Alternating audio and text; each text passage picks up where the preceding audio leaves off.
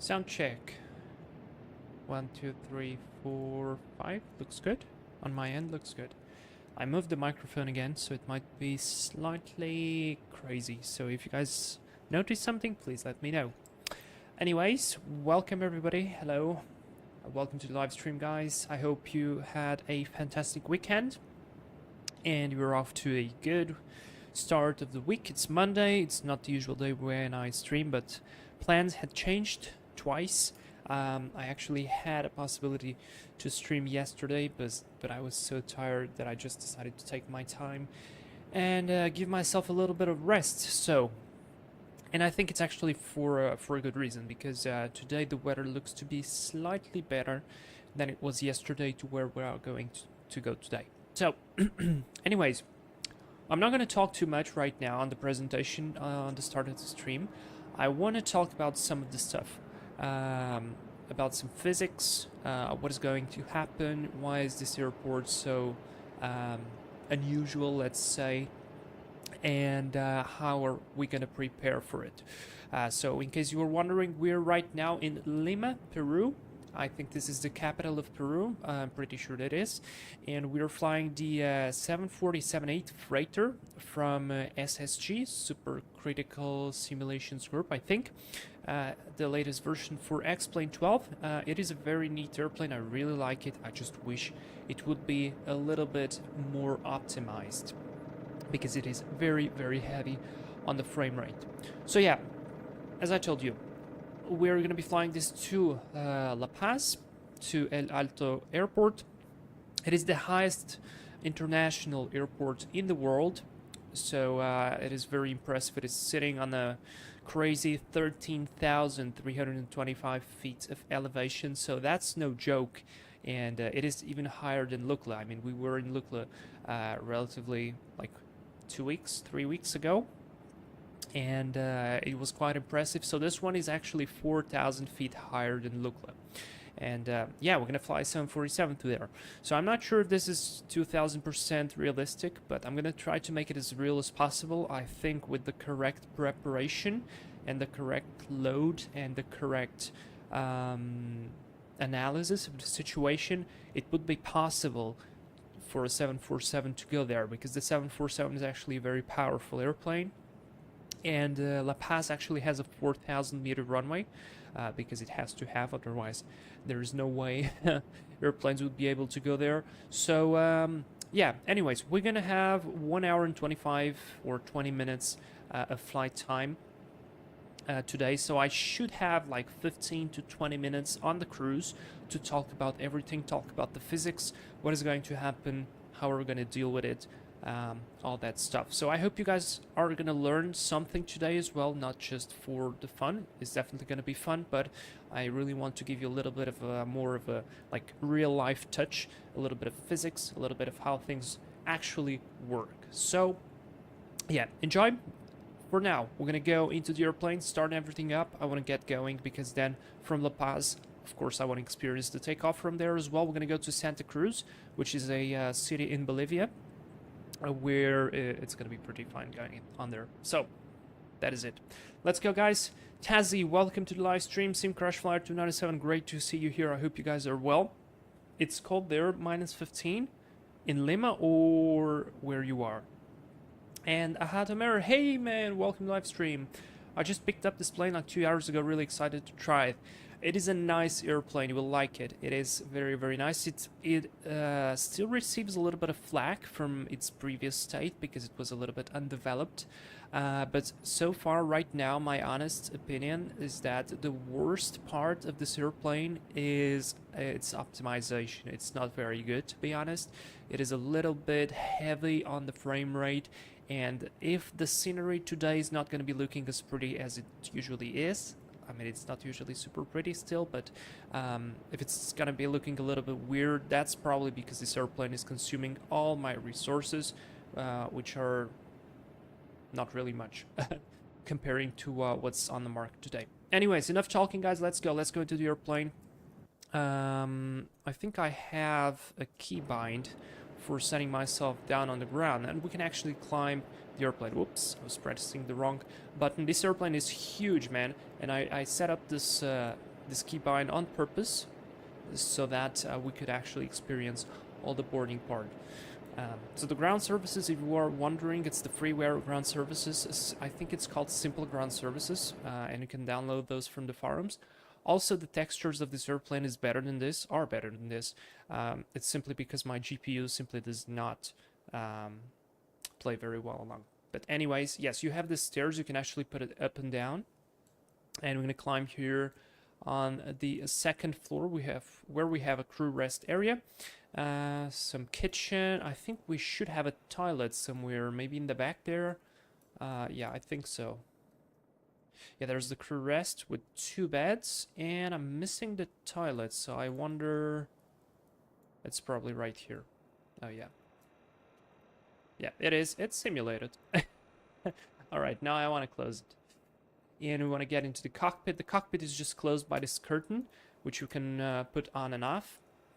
And then you have a very, very nice and comfortable cockpit. So let's go. I actually have an instructor who's going to be flying this 747 plane. So I already talked to him, and I will be craving a Discord call with him, so he can teach me some stuff about the 747, and then I can come here and tell you guys about it. But probably that'll come later, maybe once the FPS 747 comes out. But it's amazing, man. The instructor who soloed me is going to fly the 747. I'm so happy for him. Cooler, hey, welcome to the live stream. How are you? And Syncrash 997 at your place. Oh boy, minus 15? Minus 15, or is it just 15 degrees? Because that is cold. Anyway, so we are already powered up on battery and ground power, so I'm gonna go ahead and prepare some of the stuff. First things first, set the IRS to nav. Utility left and right on, batteries are on. I'm gonna keep the hydraulic pumps off right now. We should have hydraulic pressure. Let's see. I mean, I can put this to auto. It probably will make no difference at all. Actually, it does. It builds up some brake pressure, so that's probably good. I'm gonna leave that there. We have the nav lights on, logo lights on as well. Fuel pumps are all off. We will be refueling, and I'm gonna switch on already the packs and the APU. That's the normal position probably. Fan deck on, yaw damper is on, and the rest looks to be about good. Alright, this airplane is not very complicated to fly. I actually feel that it's simpler to fly this one than the 737, in the way that you have to switch more buttons on the 737 than on this one.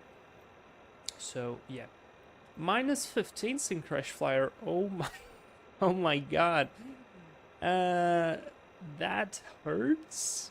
Oof, that hurts.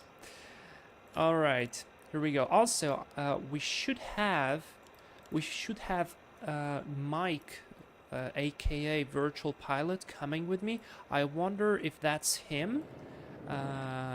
That's a 319. That could be him. So it's nice. We're gonna have some traffic. I am on VATSIM as well. I wonder. Yeah, there is no controller right now. I do need to set up the flight plan though. So let's first set some stuff, and then we're gonna have to wait anyways for the door to be closed. It does take a little bit of time. So yeah, alright, our position is in it, our origin is set, and our destination is Sierra Lima Lima Papa.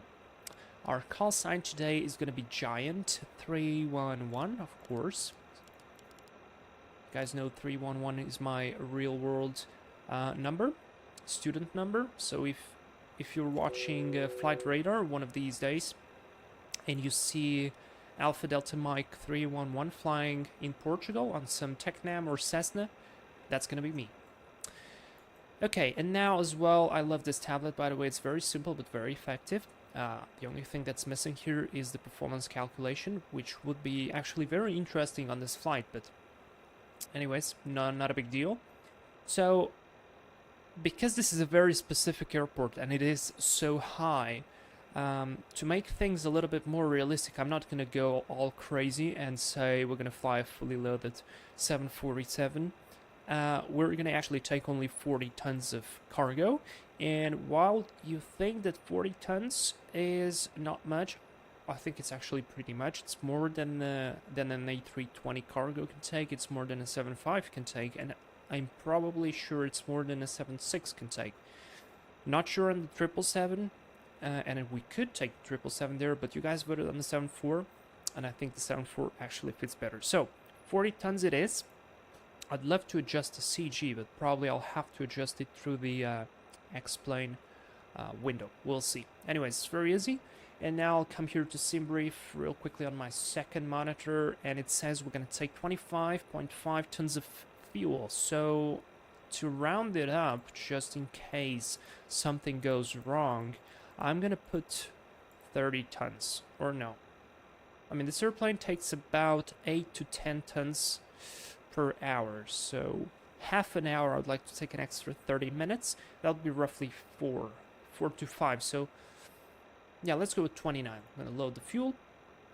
And I want to make sure then that it will load up the fuel correctly. Now, the CG is a little bit too forward for my liking, so I'll wait until it will finish off everything, and until then we're going to do the departure. Now, according to the weather, we should be going for runway 16 left and departing via pack hole 4 to Cullis transition.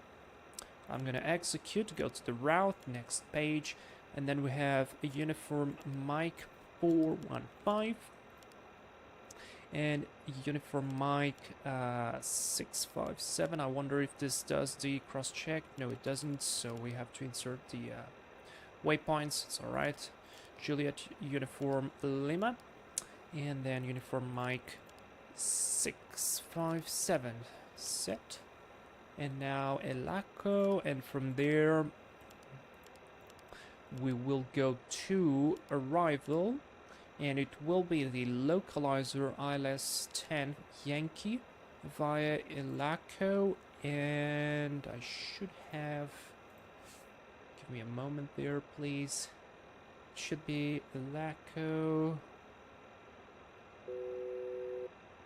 doesn't say anything to me.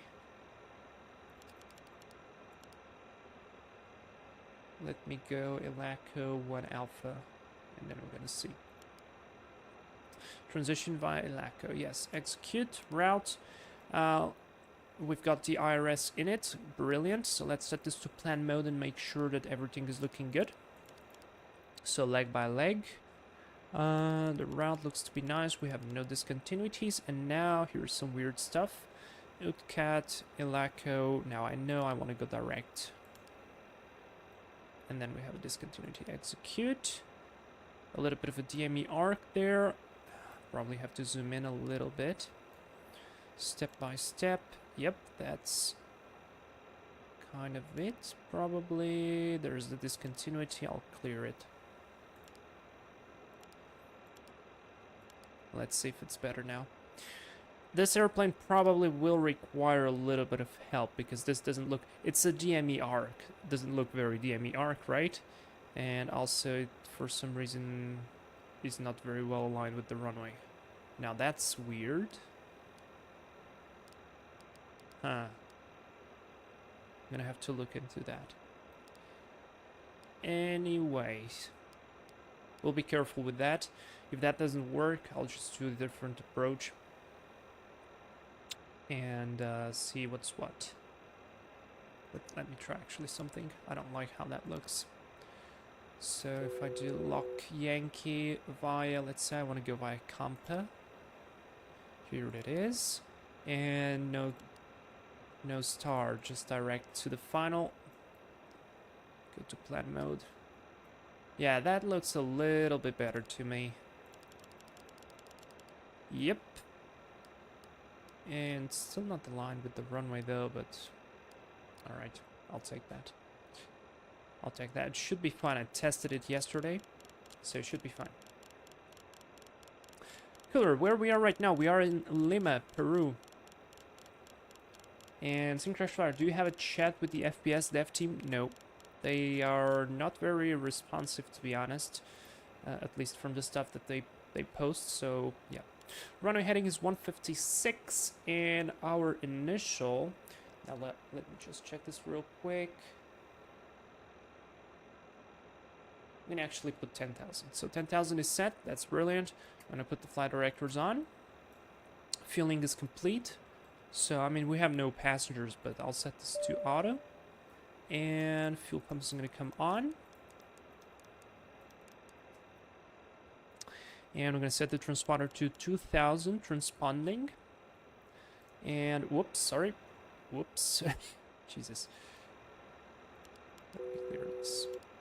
And our VHF is going to be 122.8.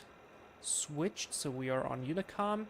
And now I just wanted to make sure that our CG is not so forward, because the airplane doesn't fly very well with the CG forward. So we're going to come here to the plane and try to adjust this. Oh, really? Are you not going to move? What if I take this out, but move this one backward? Oh, no, wait, stop. God damn it, wait. 40,000. That was an extra 0. Cargo middle, cargo aft. All right, let's put this on the aft cargo. And take a little bit of that and put on the bulk aft. How much do we have? Cargo middle makes no difference. Cargo forward doesn't make any difference. Bulk forward. Yeah, there we go. So cargo middle. Let's add until we reach 40,000 roughly, and 55. That's better. 20.7. Apply the changes. 20.7 it is. For some reason lost the GPU. At least we didn't lose the stuff. Oh wait, I want to keep the doors open for now. Oh, we actually can have a tail stand. Interesting, I never spotted that. Look at this. Dude, I've flew this airplane for so many times and I just now noticed this. It's very nice. Really cool. Look at this, just such a massive bird. And by the way, this livery is actually a little bit special to me, guys, because you guys, I don't know if you remember, but last year we had a Christmas special where we flew to Alta on the 747, and we had this livery. We had to stop on the runway because the airplane was too big for the airport, and then it was pretty cool. All right, so that's loaded up. The airplane is loaded up. Let me just check that. Yep, the load is correct. The fuel is correct. It looks nice and balanced. Oh no, the fuel is not correct. Crap. Alright, how do I do this? I'm gonna have to do it again. God damn it. Let me do 24, apply the changes. It will jump again from that. And I'll have to do this all over again. So 40.1 is actual load, that's correct. 29, that's what I want. I'm gonna load the fuel. Is it balanced? It's not really well balanced though, the fuel. So I'm gonna have to put it empty again. Sorry guys. Put it to 0, reserve. That's the problem with this tank. Let me put inboard 1000, inboard right 1000, and I want to take 0 here. It doesn't allow me. This is the weird stuff. All right, reserve right, reserve left. So we're gonna have to put 2266.3. So this way we're gonna have no imbalance. Done. Apply the changes. There it goes again. All right, it didn't lose anything this time. Impressively enough.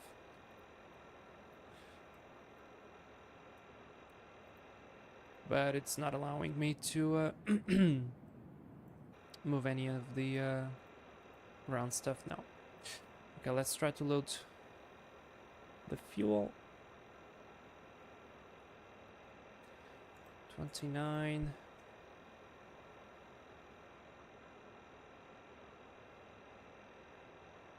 All right. Okay, that's all set. Is the external power on? No, it was not.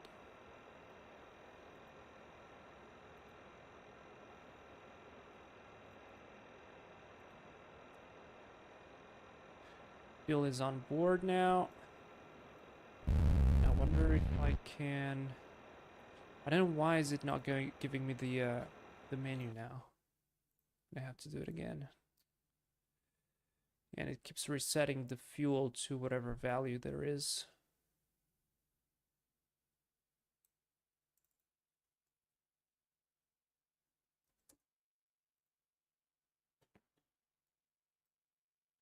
$25 is a little bit better than 28. Alright, there we go. We are back. Actual load is not wrong, is not right, so let's correct the load. Correct the fuel, and now we're running. Okay, great, so that's all set. I'm gonna wait until the airplane finishes loading the fuel. That's in a second, and I'm gonna start probably the APU right now. So let me go to status here and check that the APU is gonna be starting. Yes, it is. Great. Okay, fueling is complete. Gross weight is set. Our planned fuel for the flight, let me tell you, is 12.2. So that's what I'm set there, 12.2. Alright, doesn't allow me to set that, no problem. Then I'll set the reserves, which is gonna be 6 plus 4, 10.4. Cruise altitude for us is going to be flight level 410 at a cost index of 25. And thrust limit, we're going to go with, let's go full power out of here. Or no, let's do takeoff 1, climb. Takeoff flaps 10, that's the minimum. 323, 4.8, I can actually set that already.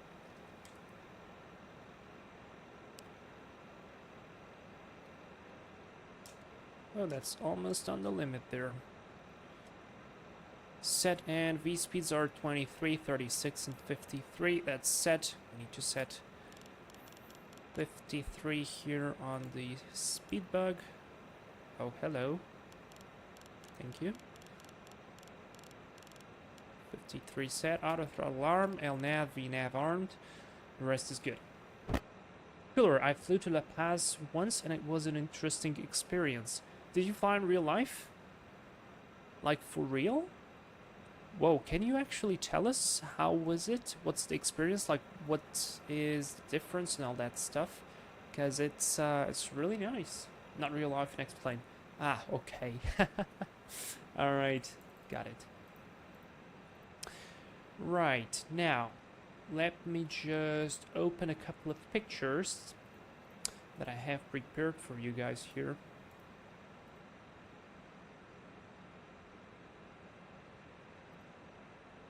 Wait, I'm gonna open this one, and I'm gonna open this one.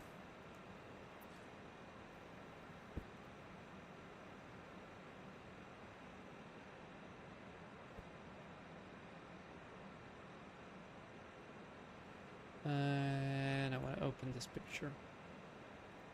Alright, perfect. This is what I want. I think we are mostly ready. Let me just come here. Where's the oxygen mask? Check the oxygen mask. Can't click on anything else, so that's good. Overhead looks to be fine. We are already on the APU gens. That's good. And let's start closing doors, because we're gonna have to go. Alright, I'll take the tail stand out. Let's hope the airplane doesn't tip. No, it doesn't. And I'll just close this door here, and the steer will become latched. Alright, now we have a little bit of time until all these doors close. So until that, let's go here to the checklist. Pre-flight checklist, oxygen is tested. 100%. Now, how do I click here? Oh, yeah, it's here. Flight instruments heading in altimeter. This is a good one because we haven't checked the correct altimeter, which is 1013. And that is set, and it's reading 140 elevation, which is absolutely correct. Almost. Yeah, aerodrome elevation 113. I would say it's within the limits. And the heading is reading the same on both instruments, so that's good. Parking brake is set, and fuel control switches are all for cutoff. So pre-flight checks complete. Next is before start. I'm going to wait on that. I just want to check a couple of stuff here. So elect fuel, it's balanced. Yes, it is. ECS. I want to see where can we see the cabin altitude. Oh, here it is, cabin altitude. So this is important. We will be having an eye on this once we reach La Paz, and you will understand why once we reach the cruise, and we're going to start talking about this. Alright, the rest looks about good. The doors, I'm going to just wait on the doors while that door closes. It takes a little bit of time, just go for the recall. And basically it's all the same. Door nose cargo, those doors side cargo, not closed yet. Alright, I'm gonna wait. So, I think it's time for a little brief on how are we gonna get out of here from Lima and get going. Also guys, I wanted to tell you, because I'm trying to get the best performance out of my computer, I stopped using Volanta, so we will not have those graphs at the end of the live anymore. And if you probably noticed, I removed the overlay on top of the video, like right here on the top. So yeah, we're not gonna have that anymore because it consumes a little bit of performance and a little bit of FPS. Elias the Simmer, hey, nice name by the way, welcome to the live stream. Just in time for our departure briefing. Right, you guys are ready? I'm ready, let's go. Departure briefing. So we are flying the Boeing 747-8 freighter, flight Giant 311 from Lima, Peru to... crap. I didn't do that. Where's the option? To La Paz. Alright, we got it back. The weather. Let's take a look at the weather here for significant weather. Starting from the ground. So the weather on the ground looks good. We have a wind of 1808 knots. Good visibility. Few clouds at 600 feet. Temperature is 24. QNH 1013. There's no significant change. And we have a remark. Bird hazard. Runway 16 left, 16 right. So actually this one is for us. And I'm wondering now, I think I selected the wrong runway. I think it should be... No, never mind. I selected the right one. Alright, that's about it. We do have some NOTAMs here. Basically, some taxiways are closed. I'm gonna assume these are not a big deal to us. I'm gonna go for runway 16 left. Actually, these charts here, they don't have the other runway. I wonder if that's because it's not finished yet or what. But anyways, that is it. Then we're going to have a little bit of a look on the weather here on the climb out. We do have areas of moderate icing and severe icing. You guys know how to read those symbols. When we have 2 strikes there, that means moderate. When we have 3 strikes, that means severe. So yeah. Elias the Simmer, want to make a bet? What kind of bet? I'm not a big fan of betting, but it depends. And we have both areas icing starting at flight level 140 to flight level 280. So not very reassuring because it goes all the way down to La Paz. Yeah. Infrared satellite gives me a little bit of a cloudy situation there, but more or less is good. We have all the Andes here. This is an area of very, very, very high terrain. I'm gonna show you here on Sky Vector, guys. You know, these squares are called the gridded area, and you guys can see that the grid GMORA, which means the minimum altitude to be anywhere inside this grid and to be safe from terrain, is 20,300 feet. And here we have 18,000, 18,000, 17,000, 15,000, 17,000, 18,000. So I mean, this is like turboprop cruising level, literally. And reaching here to La Paz, we have 20,000 again, so 22,000 here. So it is an amazing flight we're going to do. I am a little bit sad that the weather is not brilliant, so we might have a difficulty to enjoy and appreciate all the beauty of this scenery. But I promise you guys, we're going to come back here, and I actually have a couple more flights planned in this area. So this will be great. Elias the Simmer, if you butter the landing, I owe you a plane. If you want butter, you owe me a plane. No, I'm not gonna take that bet because I am not gonna come thinking about buttering in La Paz, especially 747 at that altitude. But that's an interesting bet. Maybe on somewhere else. Synchronous Flyer 297 a bed? What do you mean? Cooler, when you fly around there, it feels like you are on final flight level 300. Exactly. Anyways, let's continue the brief. So, we watched the weather situation.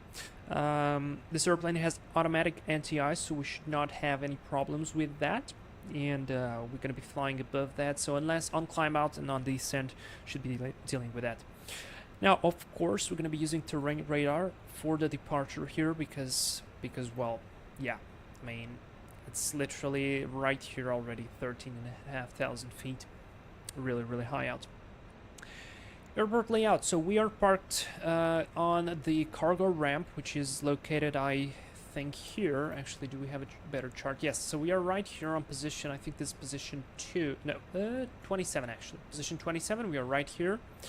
And we're going to be pushing back into Foxtrot 1, taxiing via Foxtrot 1, and then to Foxtrot, whoops, sorry, should be like that, Foxtrot Alpha all the way down there to runway 16. We're going to use full length, of course, even though we're not very heavy, we should have no problems at all getting out of here. Alright, the runway is dry, the wind is like 20 degrees offset, 8 knots, not a big deal. Performance, we're going to use takeoff 1 for departure and climb power. And our departure is via the pack hole 3, via the coulisse transition.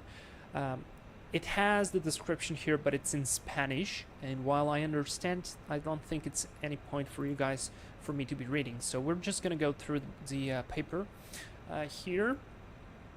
Again, paying attention here to the MSA, if you guys can see, on the ocean side is 3,300 feet, which is actually even higher than most regions near the ocean. And then it comes to, on a 10 miles radius, 8,400 feet, and then it comes to 15,800 feet. And on the northern part, 8,900. So there is no jokes here for the MSA. Alright, and we're going to be departing on runway heading 156. On the first point, CSN, we have to be between 4,000 and 6,000 feet, then to Juliet Charlie 930, below 9,000. Now, we don't have any traffic, so I'll just be climbing open climb on this. Then Juliet Charlie 945, above 10,000, to pack hole, above flight level 210. Then transition, Recam, above flight level 210 again, and to coulisse, above flight level 250, not to scale. This is what means sin escala, which means not to scale. Alright, that's going to be our departure. The radio nav is not required. This is an RNAV departure. And the special considerations for our crew resource management or our situational awareness, you guys know, this is going to be the terrain. For the abnormals, below 80 knots we stop for any malfunction. Between 80 knots V1 only in case of significant malfunction that will affect the safety of the flight, in which case I will call reject, put the throttles to idle, apply max reverse, let the auto brake work, stop on the runway, set the parking brake, advise the ATC, we don't have any, so we're just going to pretend, and then we're going to assess the situation. There is no need to call for cabin crew at stations because we don't have any cabin crew today. We are on a cargo plane, and that's about it. In case the failure happens after V1, we're going to continue straight ahead on runway heading. We're going to climb to 4,000 feet. Should be no big deal. Still 3 engines operating. And then we're going to proceed to return back for an ILS for runway 16. Already have it here open for the chart in case we need it. Alright, that's it. Do you guys have any questions? That's the brief complete. I think it's time to go. Fix. Hey, welcome to livestream. Hi Vlad, can you give me your suggestion before I'm buying this plane? Should I buy SSG or Mach 9 787? Cooler says avoid the Mach 9 for now. It's very broken and they're working on a new, better version. Synchronous Flyer says do not buy the 787. And Cooler says there's a thread on the forum about it. Fix says I see, and I'll let Vlad judge the SSG. So, Fix, let me just start the pushback and I'll get back to you, alright? So, GPU is still on, but it's disconnected here on the plane. I can remove it. I'm going to remove the chocks as well. Doors are all closed. And now I'm going to go to status checklists, and let's do before start checklist. So passenger signs, I'm going to leave that on auto. MCP, we've got 153 V2, 156 on the heading, 10,000 feet on altitude, LNAV, VNAV armed. Our takeoff speeds are 123, 36, and 53. CDU pre-flight is completed. And trim, we have 4.8 units set, and the rest is 0 and 0. Taxi takeoff brief is completed, no changes. And beacon, that's what checklists are for, is on both. So before start checklist is complete. That is done. Next is going to be before taxi, so I'm going to close that for now. I'm going to go to the engine page, and I think I just forgot to submit the flight plans, so guys, give me a minute. Terribly sorry for this, but in case any ATC comes up, we do need to have the flight plan. Otherwise, we will not be very good. Will take only a minute. And Elias, the simmer fix, do not buy the 787. 787 flies like a toy plane. There you go. I think the suggestion is more or less obvious. Alright, flight plan is submitted. That is done. And we are going to be using the taxi from the ground services here of these guys. So I'm going to clean up everything.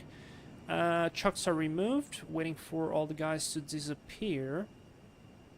And I'm going to call pushback. I'm going to open the force here. And we should pretty much start turning immediately. I'm just waiting for that thing to disappear. I don't want to break a little bit of realism. Not that it's a big deal, but still. And we will be taxiing with the joystick, with ailerons. I wish it would be with the rudder, but it's not. Is that loader bugged or what? It looks like so. Get out. There we go. Alright, let's go guys. Brakes are released. Let me put the chrono... never mind. This one is a different chrono. So no chrono for off-block time. And I'm gonna have to add a little bit of force, I guess. No, it's not moving. Why it's not moving? Chunks are removed. The brakes are released. Should be going. And not going for a reason.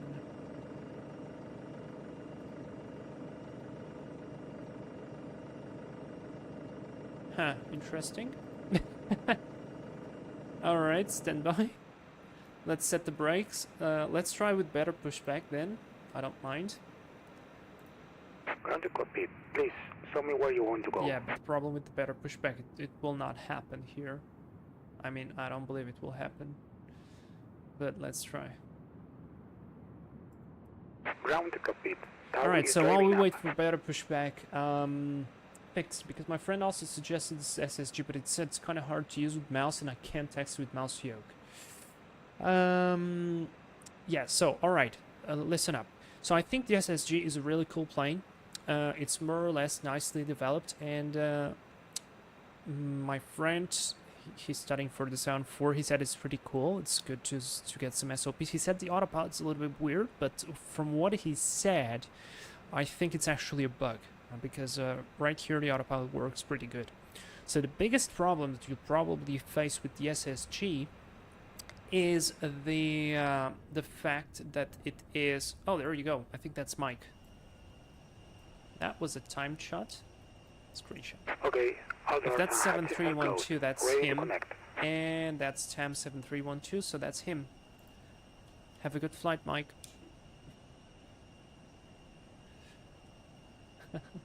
So the biggest problem you'll probably have with this airplane is the fact that it is not very well optimized. So if your computer is not very good, I would not suggest getting this airplane and actually waiting for the updated FPS version.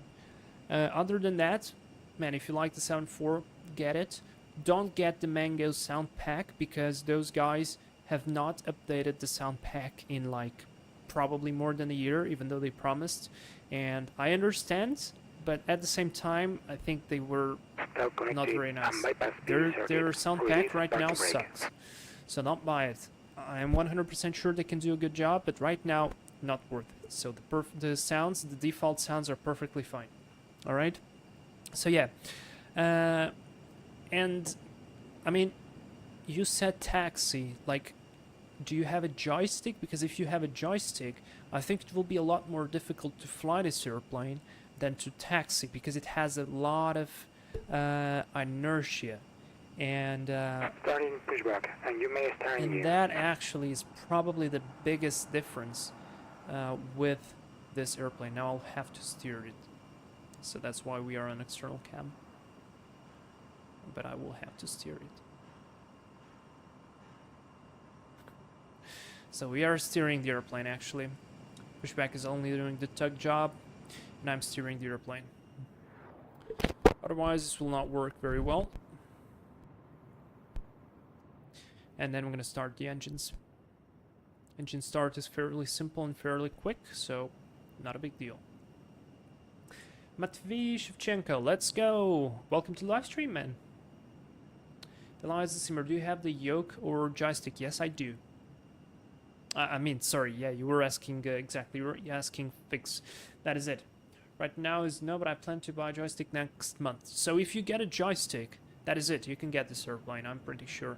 Because the biggest challenge is flying, not taxiing. You shouldn't have a big problem taxiing this airplane. Hatomer, I have a question. When you say FPS, are you talking about an update for the SSG performance or something else? So from what I understand is like SSG kind of stopped existing.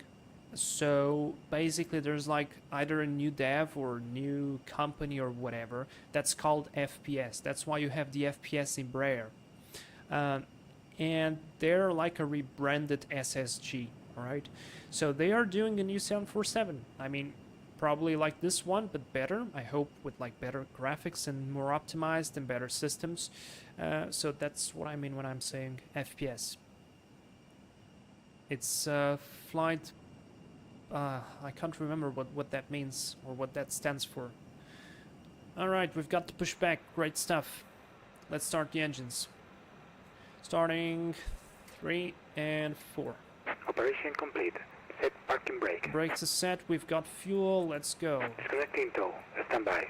I mean fuel, not fuel. We've got N2. Synchronization Alert 97. Are you on 281? Yes, I am. I think I am. There's a way to... Oh, yes, yes. Here you go. I am.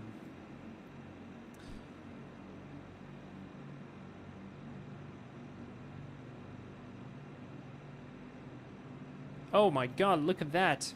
Pazzy, is that you? MD-11.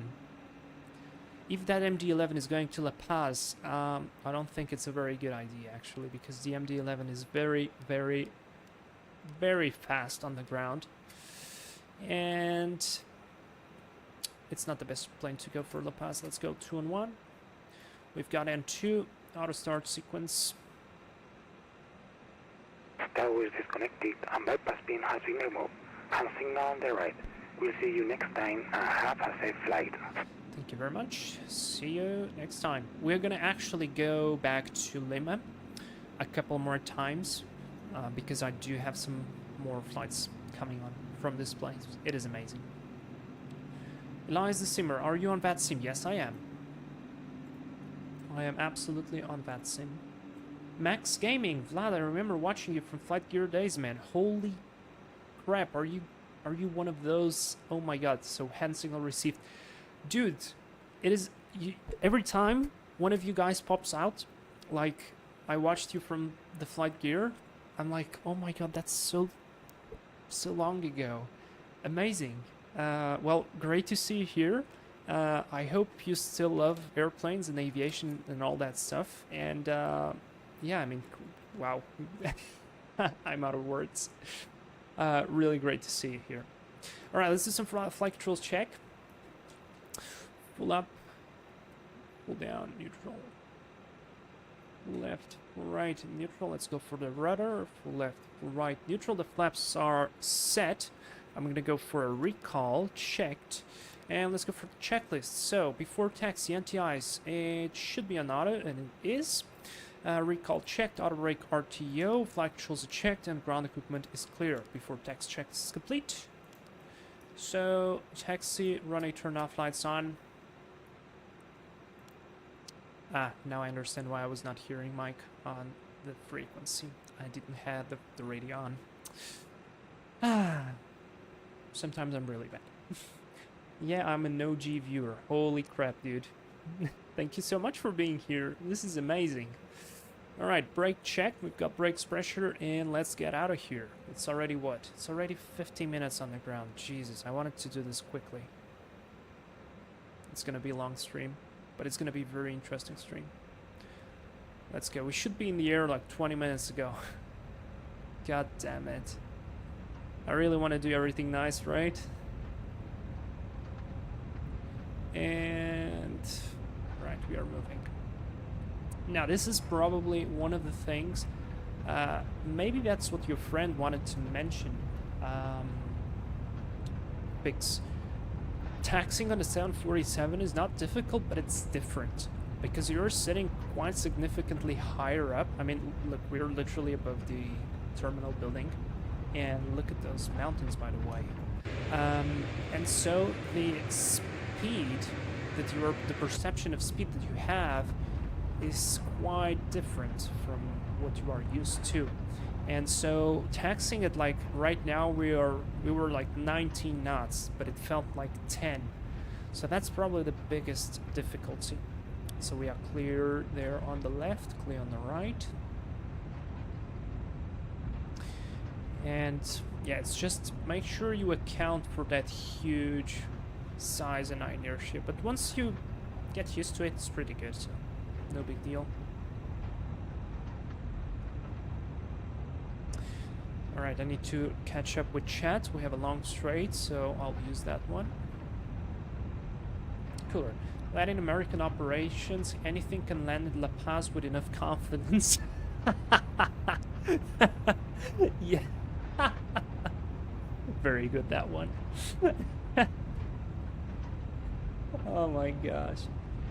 How do you remove the yellow text above the plane? Elias the Simmer. Alright, it's very simple. You come here to plugins, you find your X-Pilot settings, where it is. You come to settings, X-Pilot settings, and then you have this, no, not this one, aircraft label, no wait, show aircraft labels, this one, and you take the tick out. So then you can be just fine. Synchronized Northstone, I saw you first when you did the Russian country trip. Really? Like the Russian tour? That was a long time ago. Wow.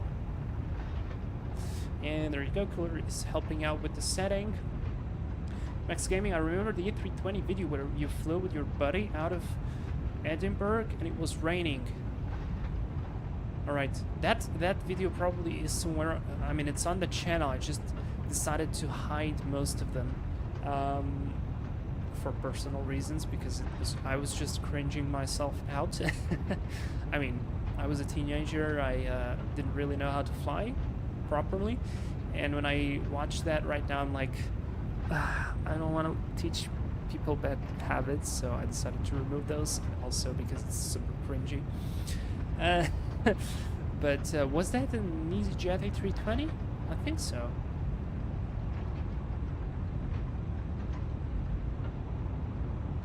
Daifuko! Hey, look who is here, a frequent traveler. Just arrived in time. Hi everyone, good luck, Vlad. Thank you very much.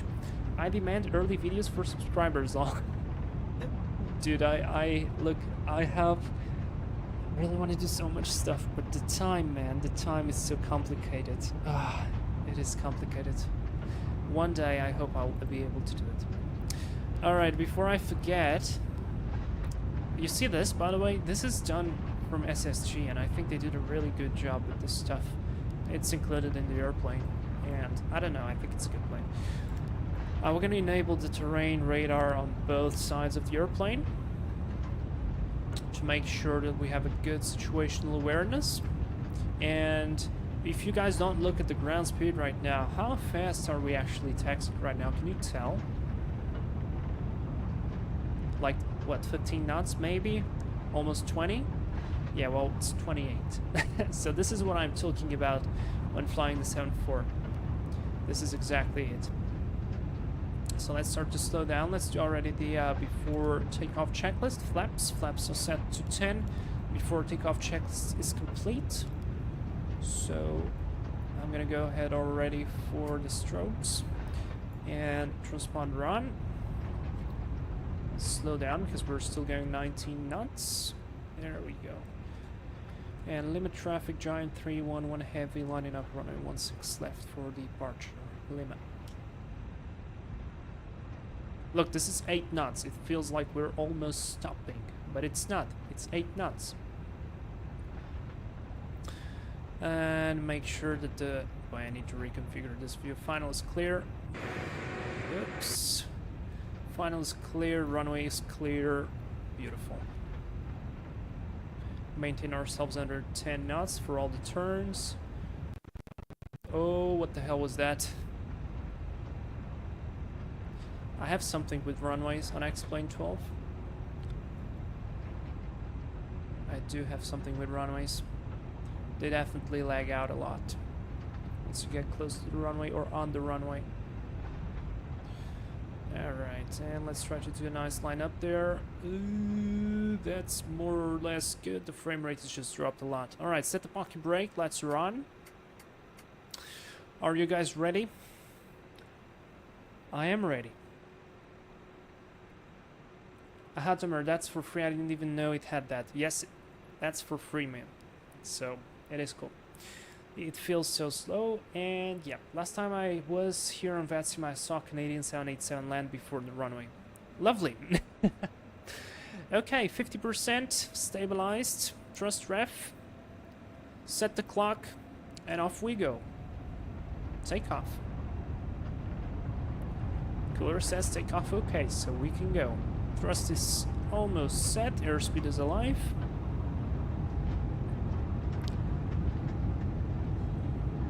Thrust is set now. 80 knots checked. Release forward pressure. Let's go, guys.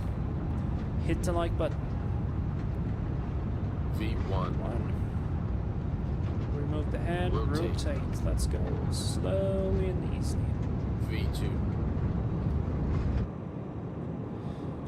And away we go. Positive rate. Gear up.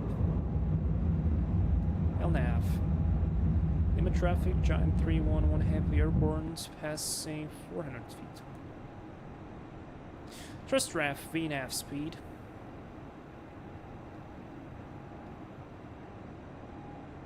Pitch for 15 degrees. And our plane is climbing like a charm. Look at that. 4,000 feet a minute. I know it's takeoff power, but still. Really good. There's the climb.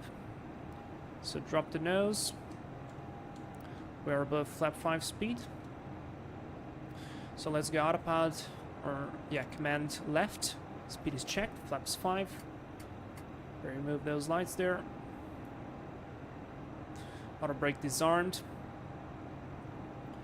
There's flap 1 speed. Speed is checked. I'm gonna wait just a tiny bit. This airplane is a little bit aggressive with the yellow arc there. Speed check, flaps 1.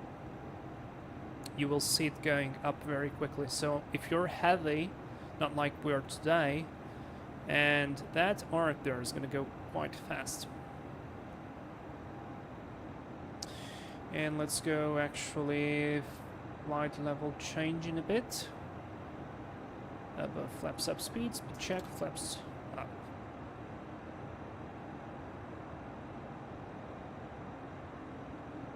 Brilliant. It feels like the sim is a little bit quiet, but it's actually like that. Alright. Alright, let's skip set 410. 410 is set after takeoff checklist. Landing gear is up. Flaps are up. Low lights, takeoff. After takeoff is completed. And flight level change, please. Otherwise it will level off. And I'm going to leave that next descent checklist open. All right, very, very good.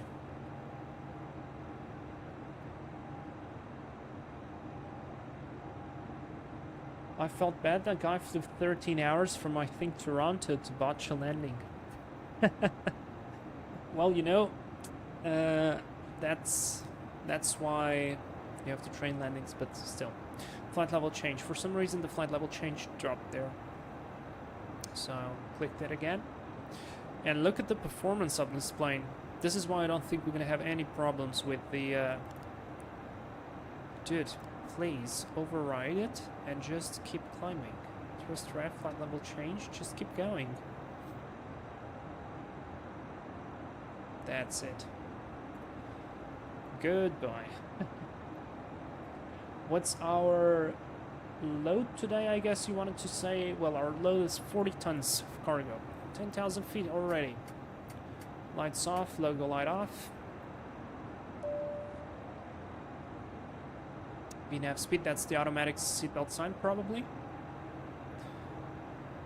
And yeah, I'm gonna leave it on VNAV speed right now. Also, let's look outside of the window. Oh my god. Yeah, we were missing a lot of beauty. Are you kidding me?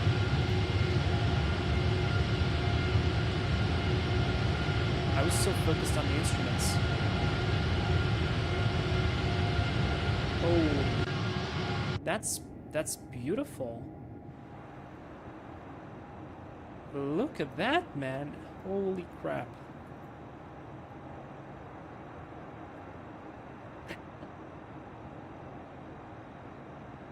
Wow. Yeah, by the way, this is the first time I actually took off from here. So that's why I'm quite impressed. Wow. That's a lot of bananas.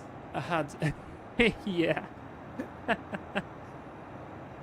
Wow, it is amazing.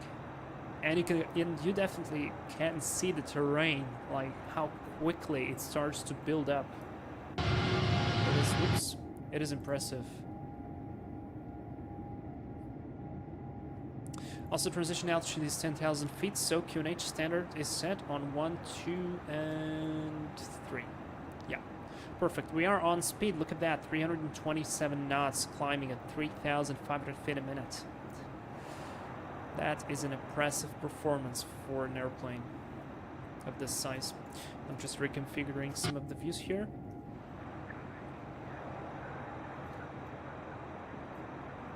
Need to go back there so bad. Oh yeah. Wow. This is impressive. This is actually impressive. And it looks amazing. Are you kidding me? Look at this. Screenshot.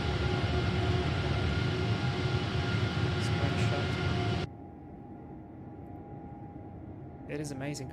By the way, it's real weather, real time. It was like 10 a.m. when we started, so it's probably 11 a.m. now.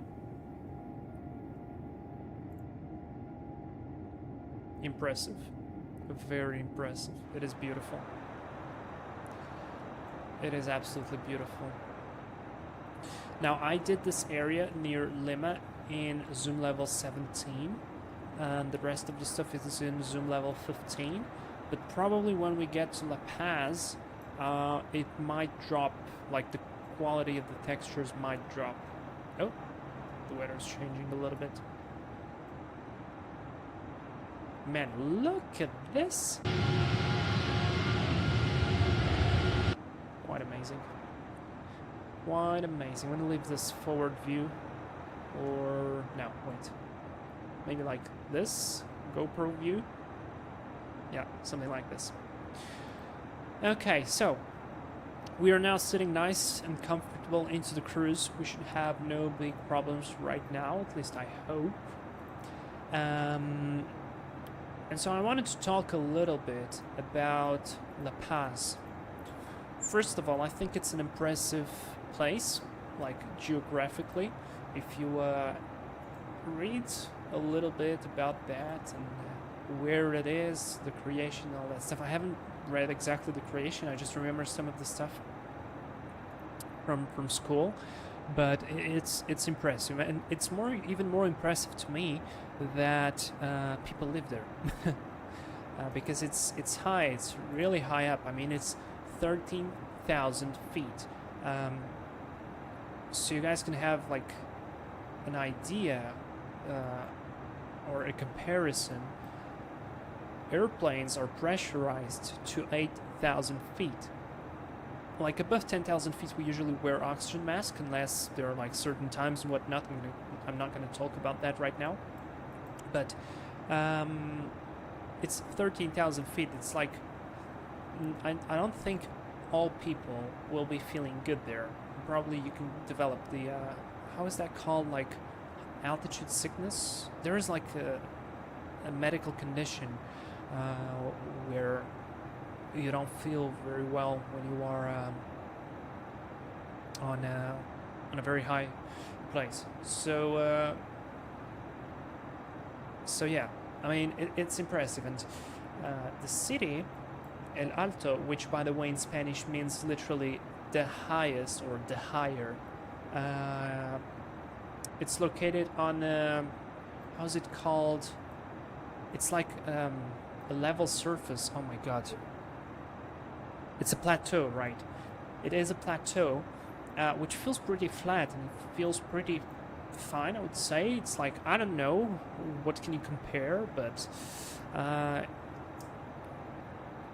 it is actually sitting at 13,000 feet, and that's impressive.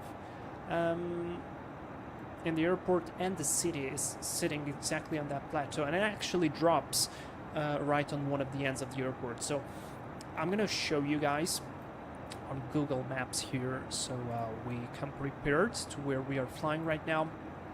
So this is the airport, and you can see that it is a pretty flat area all around it, until this place right here where it kind of drops quite significantly. I mean, this is not a joke of a drop.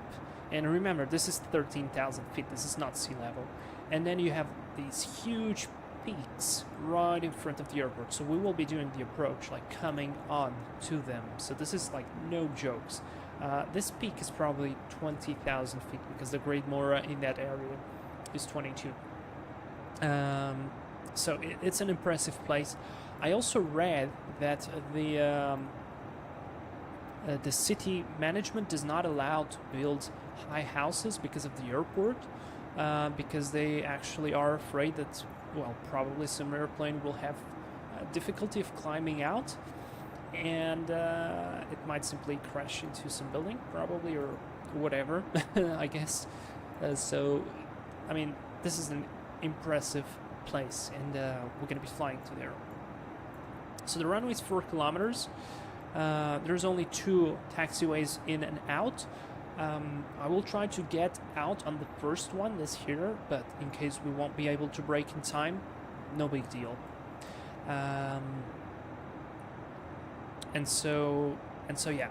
But before we actually talk what we're going to be doing on the airport and all that stuff, I think it is more important to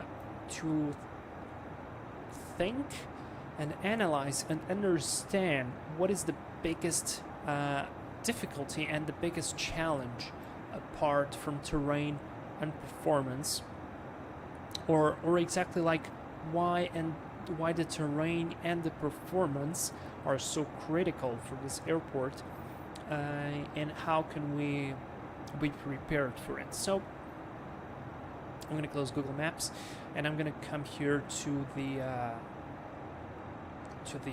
lift formula. So how should I start this? Well, you guys know airplanes fly in the air, right? So the air is our main, like, Jesus, now my English just went out of the window. Oh my gosh. It's not the source. So anyways, we fly in the air. So the way the air behaves or the air changes its properties, it will affect directly the way we fly. And why is exactly that? Well, I've got the lift formula here for you guys. It is pretty simple, and this formula here has all the indications, so you can immediately see what can we control and what can we not control exactly. So we can control the angle of attack, we can control the wing shape when we build the airplanes.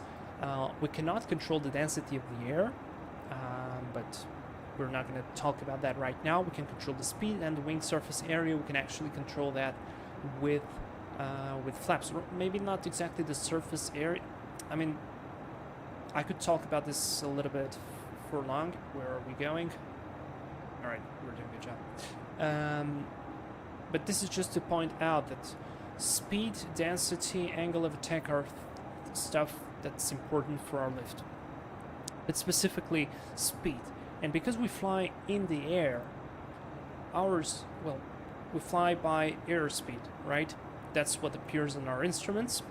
And until we pass a certain altitude, we constantly fly via indicated airspeed. So usually when you come to land, you don't come to land saying, oh, I'm going to land Mach 0.025, whatever. You land at 140 knots, 90 knots, 60 knots, whatever is your airplane, right? But we have to remember a very important characteristic of the atmosphere. You know, the higher we go with altitude, or, well, yeah, of course, the higher you go in the atmosphere, the less dense and the less pressure we have.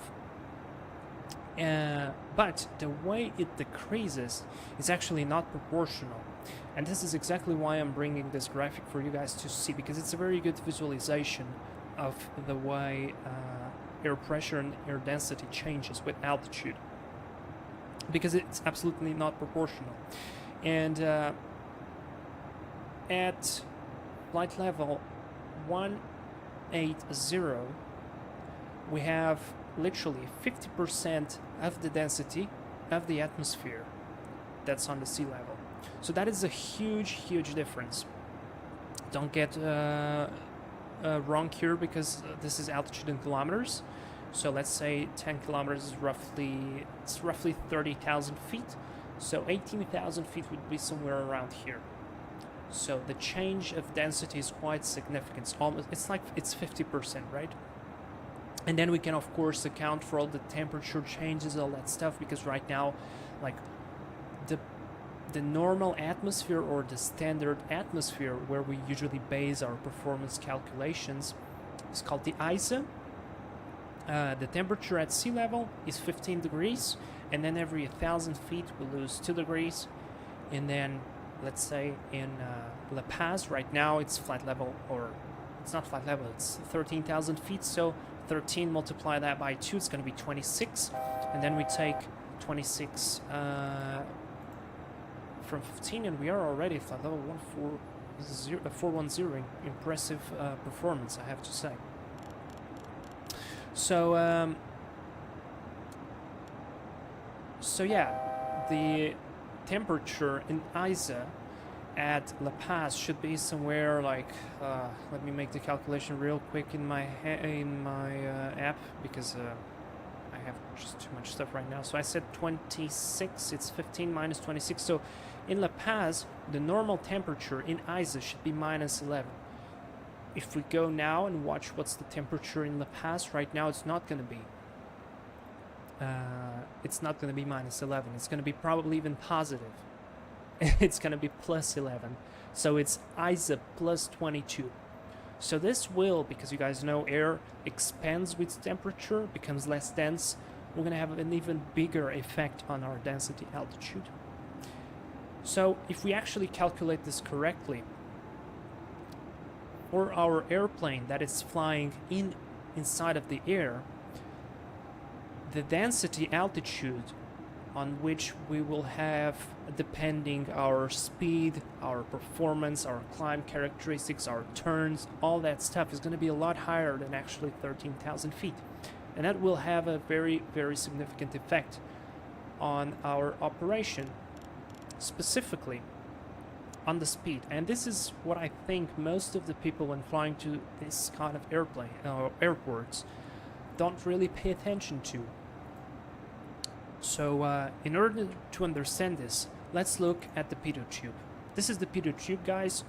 Probably most of you know what this is. This is the instrument that makes the measurement of airspeed. How does it do it? It's very simple. The air comes inside of the tube, it exerts a certain pressure, and that pressure is then translated to airspeed. But what do you think will happen if the density of the air, so the amount of particles hitting this pressure sensor, is lower than at sea level? What will happen? So what will happen is that our airspeed will drop, right?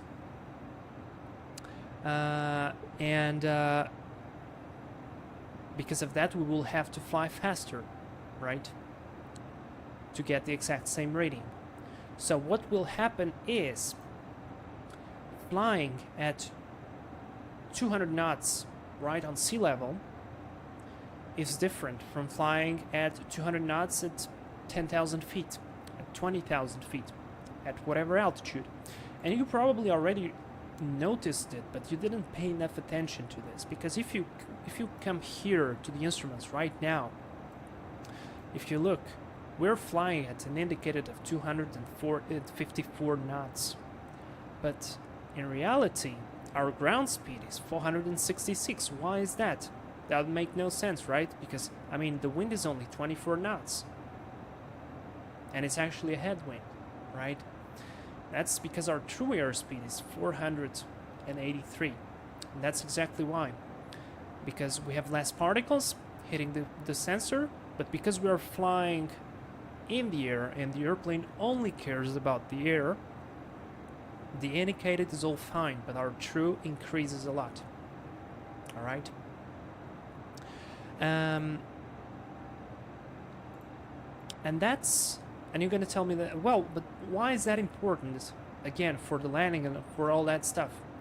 Well, because when you're going to come to landing and you will be flying your normal approach with the speeds that you would be flying normally on your sea level approaches or at your like 3,000 feet approaches, you will not be thinking that you are actually flying at 300 and something knots, and you will be coming to intercepting an ILS or something like that at that crazy speed, and that will not let you to be stabilized in time. You'll not be able to slow down. All this stuff is going to be happening a lot quicker, and that will create a bit of a startle effect on you, because like, what is going on? I'm going at my normal speeds, like normal stuff. I mean, I'm slowing down like I usually do, and still it feels too fast. It's because you are going too fast. So you really have to pay attention on the ground speed, on true airspeed. And if you guys will notice, we will be approaching La Paz, and even the touchdown speed is going to be significantly higher. And for that, I actually bring you here. This is the true airspeed calculator. Now, we usually calculate this with what's called a CRP5. It's a flight computer. It's this thing. It looks a little bit scary, but trust me, it isn't once you understand how it works. And it's amazing because it doesn't require any battery. It always works, and it can calculate a million things. So usually what we would do, we would calculate the pressure altitude. We would set it on this window here. We would set the temperature, because as I told you, the temperature affects density altitude. And then we would see our indicator or calibrated airspeed on this range here, and we would read our true airspeed on the outer range. To make things simpler, I'm going to come here to the true airspeed calculator, and we will simply look at what will be like. So let's come to the METAR of La Paz right now. We need to pick temperature and QNH. Alright, so temperature right now is 12 degrees, QNH 1037, and that is it. So let's set outside air temperature 12, QNH 1037, and indicated altitude. I'm gonna set the elevation of the airfield. So if we set the QNH, right, once we land, what do we have on our altimeter? The elevation of the airport. So 13325, 13,325. And now look, pressure altitude 12,682, density altitude 15,178. So while we are landing at an elevation of 13 for our airplane, that actually is felt like 15,000 feet. That is a significant difference. And now let's put some airspeed so it calculates the true airspeed for us. Let's say we're going to be landing at an airspeed of 145 knots. This is the true airspeed that we will be having. In zero wind conditions, true airspeed equals ground speed.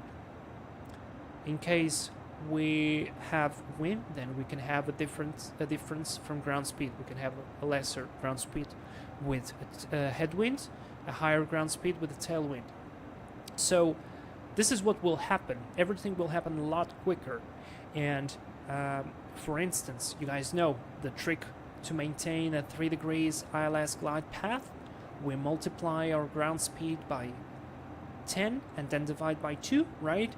So usually it's somewhere along these numbers. So our rate of descent is somewhere along -700, -800 at the bigger speed. Sometimes it's like -600. On this case, it's -900 to -1,000. So you really have to pay attention to this. Imagine you are coming to intercept the glide slope and you are flying at 200 knots. This is your actual ground speed in zero wind conditions. So if I told you, oh yeah, you can go ahead and intercept the glide slope at 253 knots, what would you tell me? Are you crazy? That's too fast. But then, coming into La Paz, you would intercept the glide slope at 200 knots, actually flying at 253 in relation to the ground. So it is really, really important to understand how the density affects our airspeed. Alright? And also, I mean, think about this. All your turn radius will increase. So you might be thinking, oh yes, of course, there's a mountain in front of me, but I'll have time to turn away from it.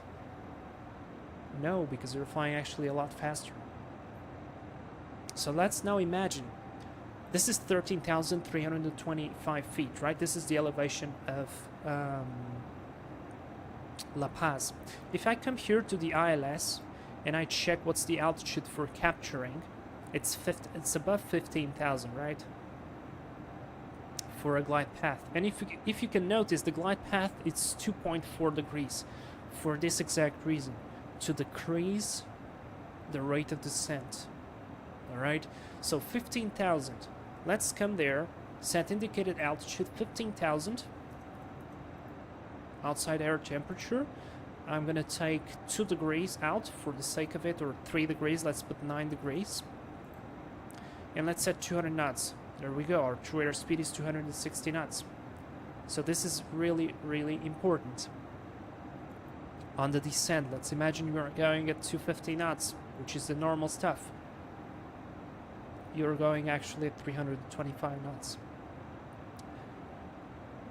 So yeah, this is why La Paz is going to be challenging, and this is why not every plane can land there.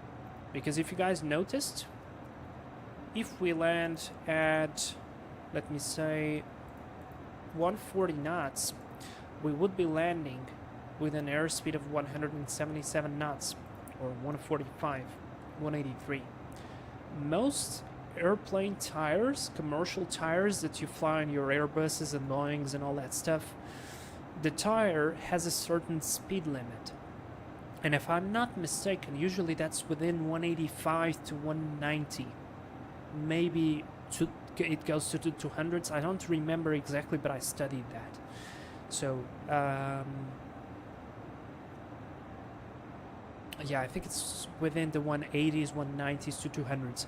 And then you have a specific, special, high-speed tire that goes to 225 knots. So the airplanes that go to La Paz are fitted with this kind of tires. Of course, I mean, we're flying the SSG, we're flying on a sim. It doesn't have all this stuff going on. I mean, most of it. So we should have no problem with the tires, I hope. But in real life, we would think that our airplane is equipped with the high-speed tires. And also, this gives another factor. Because again, Why does the runway have to be so long? Because still, we would be landing or taking off, rotating at 143 knots, but in relation to the ground, that ground speed would be 183. So you are not stopping down from 145, you are stopping down from 183. And if I told you guys you're going to have a landing on sea level, like normal landing on your A320 or your 737 at 183 knots, you would say, whoa, that's too fast. Yes, it is, but it's normal because it's too high up in La Paz. So yeah, this is, I hope you are getting all the idea and you're learning something about this stuff. I spoke about this a little bit during the Luckless stream, but because the King Air flies a little bit slower, and while Lucla is high, but it's not as high as here, you don't feel that much the effect. I mean, you feel it, but it's not like as pronounced as here. It's just crazy here. Because again, the density changes non-proportionally. And yeah, so what we will have to do is we're going to have to really slow down earlier, probably be configured. I'd probably like to be lower than 160 knots indicated once we're going to get into that glide slope on the ILS. At the moment I put the glide slope on, it's going to be gear down, approach speed. I think the airplane should have time to slow down there, to decelerate enough. And you guys, we're going to keep an eye on the ground speed, on the true airspeed, as we're going to keep descending there. So, yeah, here's the theory for this flight. I hope you enjoyed this bit, and I hope you understood something and actually learned something. So this is why this airport is so different from all this stuff. And now I'm going to catch up with the chat because I've been so focused right here. My English went out of the window because I knew I had to be like very precise with what I was about to say, but at the same simple and concise. Anyways, Eliza Simmer, I was once flying 10 hours to Miami, but my game crashed just before touchdown. Oh, I totally feel you. I had that on a 5-hour flight. It just sucks.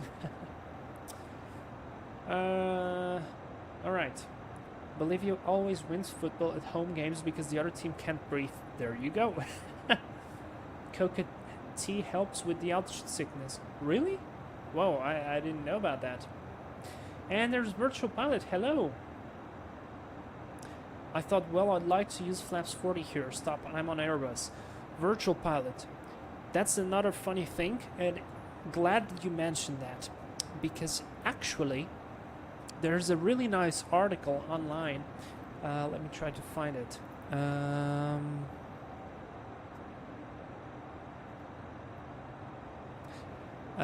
There is a very nice article I'm going to show you here on the screen. It's from b737.org.uk, lapazAirport.html, or you can just search on Google Operations to La Paz. This should be it. And this is from a real-world pilot who flew there. And actually, because of the climb restrictions, you are not able to use full flaps. There is somewhere, I mean, this is written probably somewhere. And we're going to be landing with flaps 25 here on the 74. So, yeah. Alright, let me see. He speaks here about alignment, oxygen masks because of the high altitude, right? Because, I mean, normal people are not used to go this high. And actually, yeah, this is another point. We're going to go back there in a minute. But where is this? Yeah, exactly. See here? So, flight level 230 is the minimum altitude until 20 nautical miles to pass VOR. After 20 nautical miles, it is possible to descend to 18,000 feet and start the VOR ILS procedure. No radar vectors. Inhibit GPWS flap because only flap 15 is approved for landing due to landing climb limits, and do not use auto brake system. Unless any abnormal condition occurs, proper pilot technique is maximum reverse thrust within engine limits and minimum brakes. This is a 4,000 meter long runway, and this procedure works well and brakes and tires do not warm and affect turnaround. Anyway, you need to check max quick turnaround weight table after landing. Go around and max takeoff N1 values must be checked using a special table if required. Runway 10 should be used even with light tailwind within limits, checking tire speed limit too, because there isn't an instrument procedure for runway 28, just circling, and it isn't comfortable to make a circling approach to runway 28 due to a turbulent air near the threshold, probably because of that drop of terrain that we guys just saw. Also, I'm not sure you can read this text. Let me just zoom in a little bit. But I just suggest you guys to read out. Actually, you know what? I'm just going to post this link on the chat. There you go. So, yeah, Mike brought a very good point. So if you're going to go there and land with flaps 40 on the 737, you're probably going to have a very hard time climbing out. And that's not very good, because there's a huge 20,000 feet mountain right in front of the airport, and you're pointing to it. So, yeah.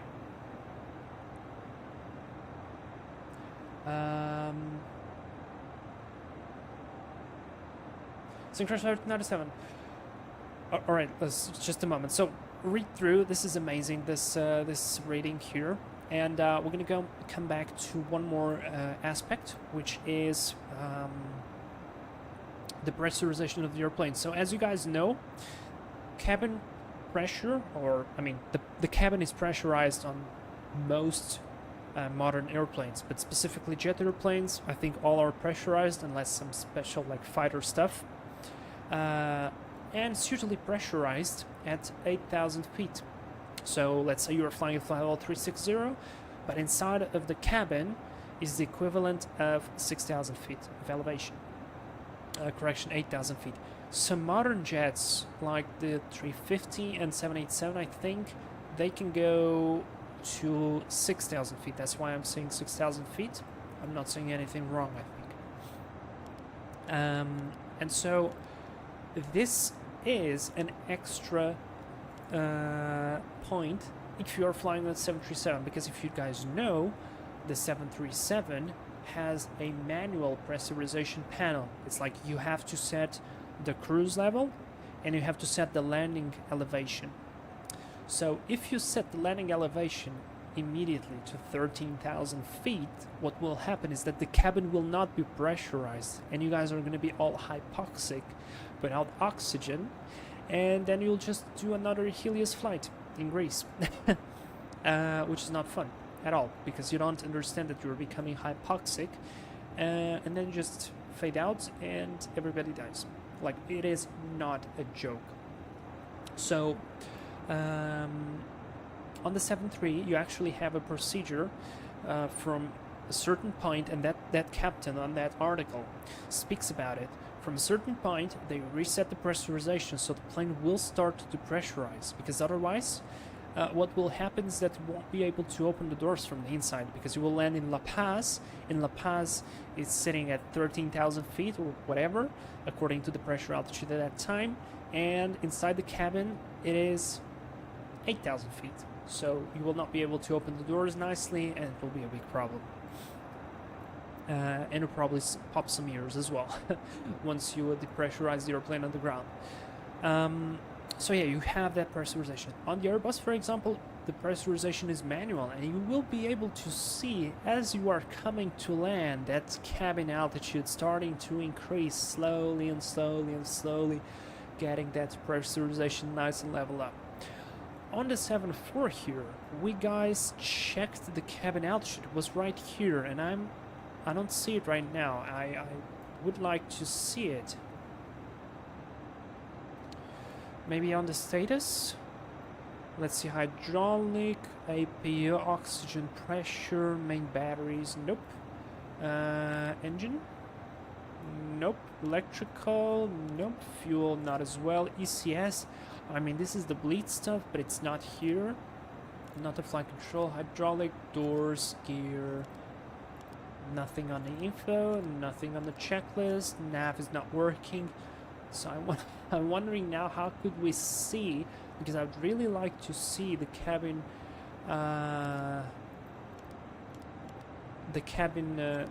pressure going up as we're gonna go come to land, because it should increase, I mean, automatically. Yeah, I don't know how to toggle it. I really don't know how to toggle it, and there is no other... I mean, there is nothing on the overhead, so... yeah. I mean, I really wish I could see that.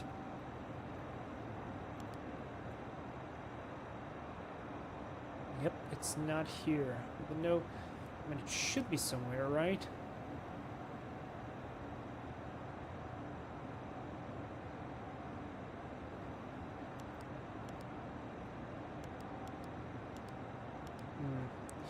Yeah, sorry. I really wanted to see that, but still.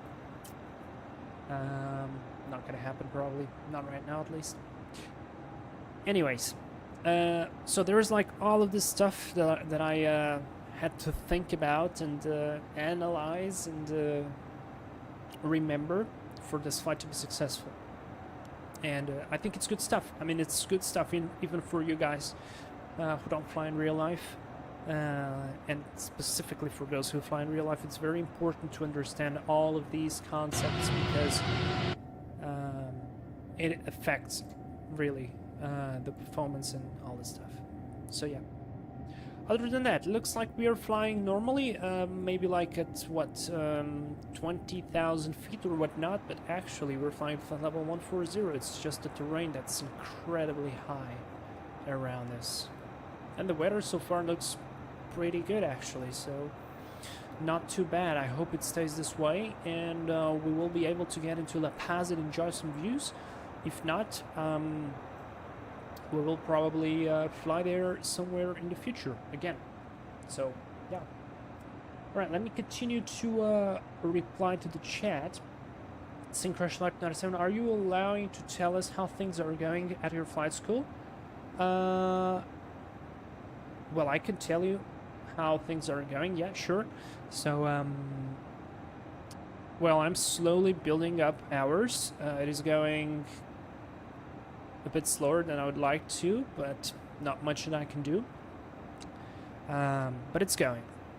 So I am supposed to start my night rating tomorrow, but I don't think it will happen because the weather is bad. It's like low ceiling and all that stuff. So there's no way I'm going to go up in the air at night in those kind of conditions for a VFR. So probably we will have to wait until better times come. But yeah, I should start my night rating, so I'm very excited for that. I already started studying some theory. It's nothing new, it's just like a revision. So to keep the brain fresh with all the stuff that's important for the night rating. And if you're wondering, night rating is basically, I think it's like 3 flights. So you have a cross-country navigation, which has to have at least 27 nautical miles at night. Then we train failures, like radio communication failures, lights failures, because imagine you are flying at night and all of a sudden your airplane lights fail, so you stop seeing anything inside of the cockpit because it's not digital, it's analog, or vice versa. So you still have to find a way how to fly. And engine failure, of course, and really need to pay attention to all the illusions that you can get, because there are quite a few related to the visual illusion, like the way you feel. It's called, I think, cinematographic illusion. The leans, the famous leans, like your body can feel that you are in a turn while you're not, and then you don't trust your instruments, then you start turning, and then you are actually turning, and then you enter a spiral, and then you either break the plane or you just crash. So yeah, you really have to pay attention to all of those things. And of course the runway illusion, like the black hole effect, and other like approaching illusions of being too high or too low. And then you have basically like circuits, because you have to have a certain amount of landings that you have to complete. And then you have the solo circuit flight, basically. And then you complete your night rating. That's going to be about it. Hasabaso, hey, great to see you here. Hi Vlad, what AI models do you use? What exactly do you mean AI models? Like the airplanes inside the sim, or like ChatGPT, DeepSeek, and all that stuff.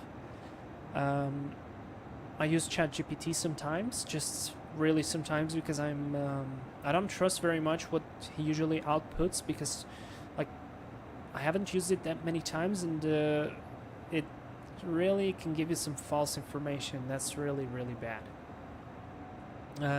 But yeah, ChatGPT. I tried DeepSeek. It's more or less the same. I saw no difference, basically.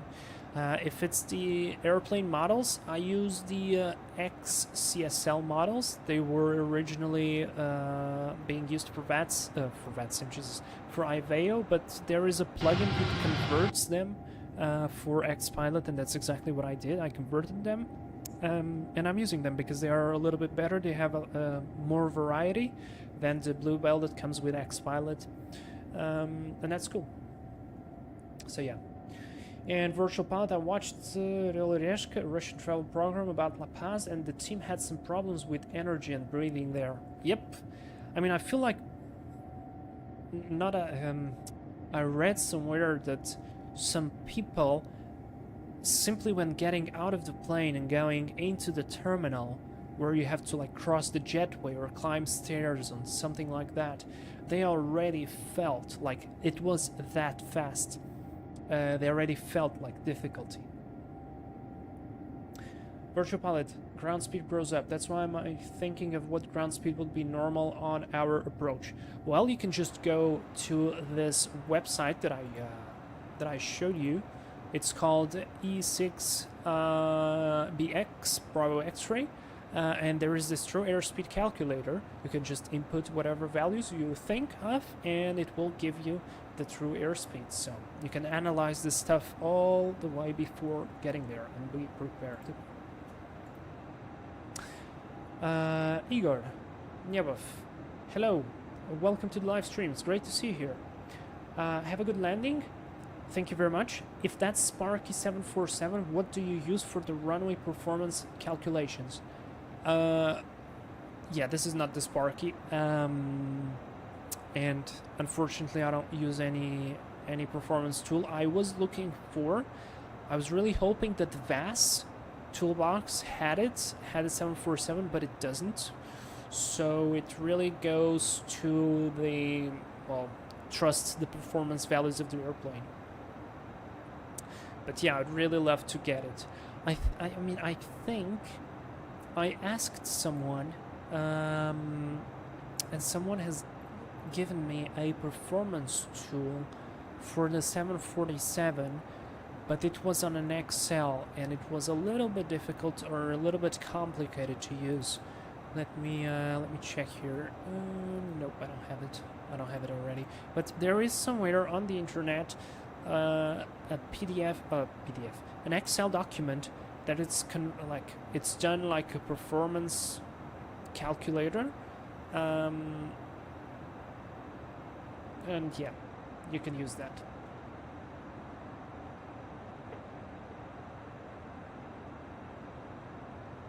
Alright, Elias Steamer, I'm flying an F-14 and I'm listening to you. Awesome, are you flying the F-14 on VATSIM as well? Synchronous Flyer, thanks, no problem. And by the way, sorry, Virtual Pilot, thanks for the useful information, you're welcome. And does it mean that I should use flaps 3? Probably yes. Elias, Flat, do you have the joystick or a yoke? I have a joystick. It's the Thrustmaster T-Flight Hottest X. It is very, very old. It's probably like, I'm not joking, it's probably 8 years old already. Still works. It just required a little bit of a loop because it was making a very squeaky noise on the joystick. But other than that, it's it. Cooler. Oh, when I went to Cusco, it was a struggle getting to the hotel. There you go. See. And Cooler. By the way, I have not forgotten your suggestion to fly to Cusco. I have everything ready to fly there. Airplane. I even took the screenshots to make the live stream announcements, but then plans have changed like a million times, and now we're flying to La Paz. And by the way, we have less than 160 miles to go. And we should be crossing a huge lake, like a really huge lake. Can I open Avitab? If I open Avitab, I can probably show you guys. Yeah, this lake here. It's Lake T.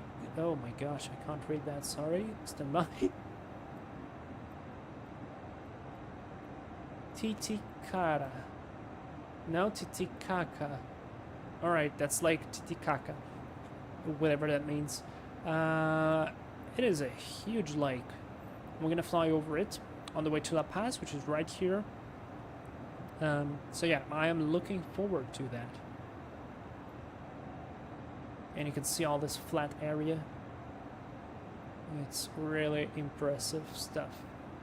Like, very impressive. And then we should fly to Santa Cruz de la Sierra, which is right here. So it's going to be a long flight, but it will be interesting. Titicaca. Yes, it's on the border. Exactly. Elias, what chat is he reading? I'm just reading some old chat because I was speaking about all that density altitude stuff. And that took me so long that I missed a lot of messages, and I really like to reply to everybody. So, yeah. Oh, I'm missing a Norto here. Rip. Sorry. Oh no. We are missing a Norto. That was unexpected. Anyways, it's cloudy over there. So yeah. It's not your chat, probably. Virtual pilot, well, I'll go and do the briefing myself. Have a nice landing. See you in the ground. Alright, see you on the ground then. Cooler, just to note, I won't be here the first 2 weekends of March. Alright, I hope you will be somewhere having fun. Then. We will be missing you out here. I wonder where Shay TP is. He's probably either working or in school. And that looks like a mine, which actually has water. It's not just texture. Impressive. Alright, so let's see, how far are we from top of descent? So we're roughly like 60 miles. Yeah, 60 miles from Mike. We're flying significantly faster than him, but 60 miles, I don't think that will be a big difference.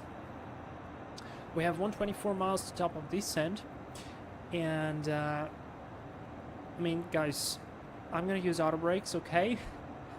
Because I don't think it is good practice for me to manually brake a 747. I know that guy was using the manual brakes on the 7.3. But that was the 737 Classic. We are on a brand new bird, let's say, modern airplane, so it should be fine, right? Or do you think it's better to use manual braking? I don't know. We'll see. Synchronous Life 97, that's our community gold mine. Oh boy, I wouldn't mind. I wouldn't mind. I just need like maybe 2 bars of gold. I don't know how expensive a gold bar can be. I mean, depends on the size, of course, but like there's like that normal size of a gold bar, how much does it cost? Probably 2 gold bars would solve so many of my problems. One day I'll be better. One day I'll be better. Because I'm not bad, like right now I'm not bad. It could be better, but I'm not bad. Alright, you know what? Let's go auto brakes off. Why not? I'm gonna go auto brakes off. Do manual braking. I think should be fine. Max reverse, of course. Try to save the brakes. And that is it. Alright, 125 miles. I think I could do the descent briefing as well already. So let me just drink a little bit of water. Because I've been talking a lot. And I'm thinking if I'll have the time. Do you guys want me to continue to Santa Cruz, or we just stop in La Paz, and that's it? And then, like on the next flight, we do like a flight from and to Santa Cruz or something like it. 1 kilo of gold around 70,000 euros. Yeah, I mean, 1 would be enough then, but I'd take 2 to solve even more stuff. Holy cow, that's expensive. That is expensive. Alright, so this airplane has an auto tune for the ILS, so that's great. Glide slope is going to be on. It has the frequency already here, and we're going to be using flaps 25 with the VRF of 141. So this will give us a speed of 146. Now I can go here and I can set 146. Our true air speed in 0 wind conditions equal to ground speed will be 185, which means we will be touching down the runway at 185 knots. This can be still lower than some 737s, impressively. Anyways, let's continue. So we were planning to go for the ILS Yankee, right? I'm not inserting the stars, because all the stars go direct to the VOR, and then from the VOR we have to do stuff. So what I'll do is I'll simply assume this direct approach from Elaku direct to compass, so it doesn't need to draw this little arc, VME arc. So we're going to fly direct to Compa, which is our initial approach fix, to this waypoint here, which is the intermediate fix, above 15,000, to the final approach point, still above 15,000, which is 7.5 miles from the glide path for the threshold. Minimums for our category, which is Delta, I'm going to assume Cat 1, so it's 13,330, 220.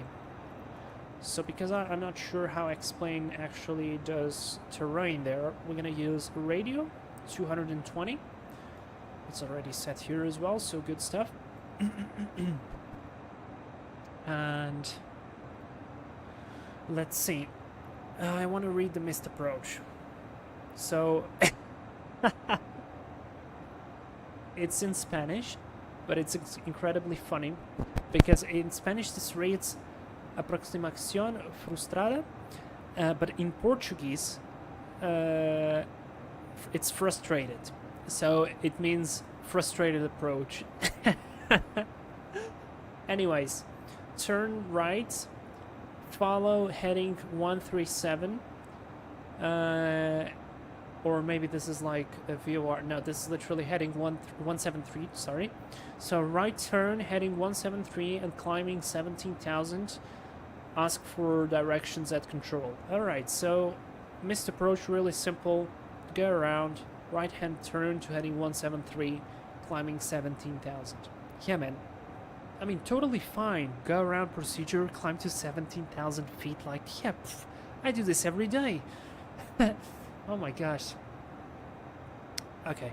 Anyway, 110.3 and 099 on the course. It actually says 097 here. This is from April 2008. So I'm wondering if this is like old charts, or I don't know what's this. Let me see. Initial approach chart. September 2010. That one gives me... well, let me open this.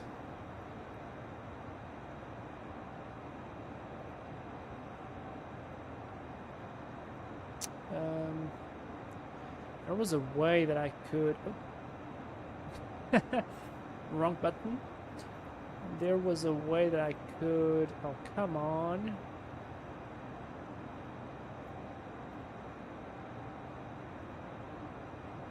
Is this because of the size of the window? Let me try it like this. Yeah, there we go.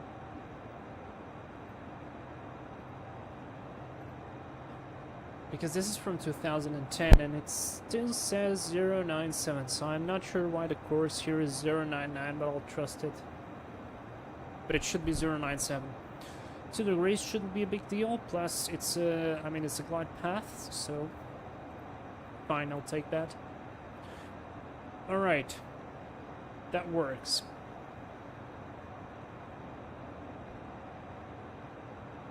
Approach briefing time, because we should be close. Elias the Simmer, where are you all from? Just out of curiosity. I am from Russia, and I've been living in Portugal for the past 22 years. Almost 23 soon. Okay, so arrival briefing, you guys ready? Let's go. We're still flying the 747. It is all good. Nothing on the status. Let's check the latest METAR from La Paz. Wind is 090, 10 knots, so this is good. This is actually a headwind, which means we're going to have a lower ground speed when coming to the stop. Good visibility, scattered 1,500. Few clouds at 1,700. Cumulonimbus, this is not very fun. Scattered at 7,000, broken 20,000. Temperature 12, dew point 07, QNH 1037. Can I preset that? Yes, I can. 1037. So we need to remember that even this, as we're going to change the QNH, we're going to gain some altitude, which is actually good. Alright, anyways, the NOTAMs, we're going to have a very quick check through the NOTAMs, just to make sure that there is nothing like crazily significant, like the glide path is not working. Suspended temporary ARAC support, AIP, all this. I don't exactly understand what they mean by that, but okay. ILS catch 1 runway 10 and serviceable, yay! So, we're gonna disregard this, guys. Okay. So NOTAMs are checked, totally fine. Anti-ice, it's on auto. Terrain radar will be on unless it will become too colorful and will start distracting me. Top of descent should be in about probably 80 miles, less than that, 70 something. We're gonna descend via Elaco, then direct to Kampa, and then direct to the long final. So we're actually going to have a nice long final here. This is good. Main constraints. So Elaco, do we have any constraint here? Above flight level 180. Pretty straightforward. And then Kampa above flight level 150 all the way to glide path capture. Sounds good. No holds. Nothing on the rest. We will be monitoring the speed though. Approaches to runway 10, ILS Yankee. Go around is a right hand turn to heading 173 and climbing to 17,000. Radio navs are set. Our alternate is Santa Cruz. We should have enough fuel to there. We still have 17.4. Let me go here to progress. It says we're going to land with 15 tons of fuel. I mean, the fuel calculation on the SSG is actually pretty good, so I'll trust it. We'll see. But I feel like 15 tons, I mean, that's just 2.4 tons less, and we are burning right now 8 tons an hour. So, yeah, not so sure, but we'll see. Anyways. All good. Config a distance, so we're going to trust that the distance is going to be fine, and our config is going to be flaps 25, 141 on the speed, max reverse, and manual braking, okay? Our exit, I'm going to try to exit on the first taxiway exit here into Alpha, and we're going to go into this auxiliary platform, as they call it, auxiliary ramp, because it's literally the biggest one there, and we can fit our fat 747 there. All right. Special considerations in case of a go around, remember there is a huge mountain range in front of us, so do that, please. And probably what I will do is I'll keep the right turn, and just enter like a right downwind for runway 10, and then proceed to land again. That's about it. We're not overweight. I don't expect any lost comms. That's the brief complete, guys. All right, let's get this done. Let's get this done. 40 miles to top of descent. I think Mike has already started the descent, so I will be very what's the word I'm looking for? I will be very conservative on this descent. And probably what I will do is I'll keep the 250 knots indicated straight from the flight level. So this way we don't have to worry about very high speed down there. One thing I'm going to check though is, so from Compa to, Compa to Delta 208 Juliet, which is the first point. Actually, never mind. Are we already flying to Compa? Oh, we're already flying to Compa.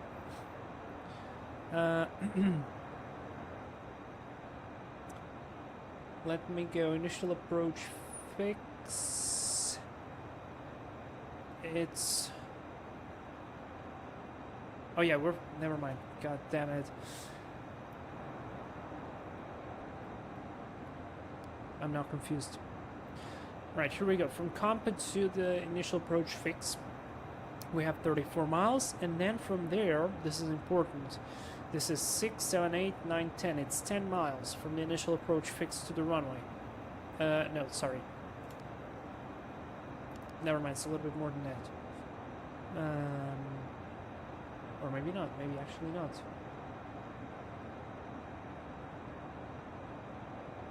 Yeah, it's 10 miles. I'm correct. Sorry. 10 miles. Totally right. So, yeah, I will want to be configured and ready before that. So far, so good. Weather looks to be right. I mean, we are having some weather stuff. Oh, by the way, that's the lake. We're crossing the lake. We are crossing the lake. We can't see it very... I mean, look, it's ridiculous. It looks like we're flying maybe at, I don't know, 15,000 feet? Maybe... I want to say 10,000 feet. But it's a little bit more than that. I mean, it feels close, way too close to the ground. But yeah, that's the lake. Look at this. This is absolutely huge. And we are about to cross the border then. Alright, let's reset the altitude to 18,000 feet first. That is going to be our first restriction.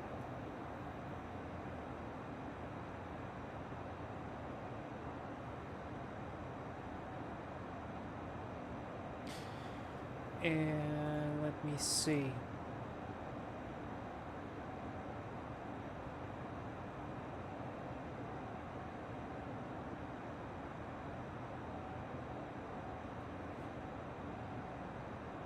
Ilaco is located 71 nautical miles from the VOR, and that's where it has the restrictions. So let me say it's the La Paz VOR, which is, I think it's literally Papa Alpha Zulu. We are right now 90 miles, so I think we could actually set already 15,000 feet, because there is no way, we have 20 miles to go, there is no way we're gonna lose 20,000 feet that fast.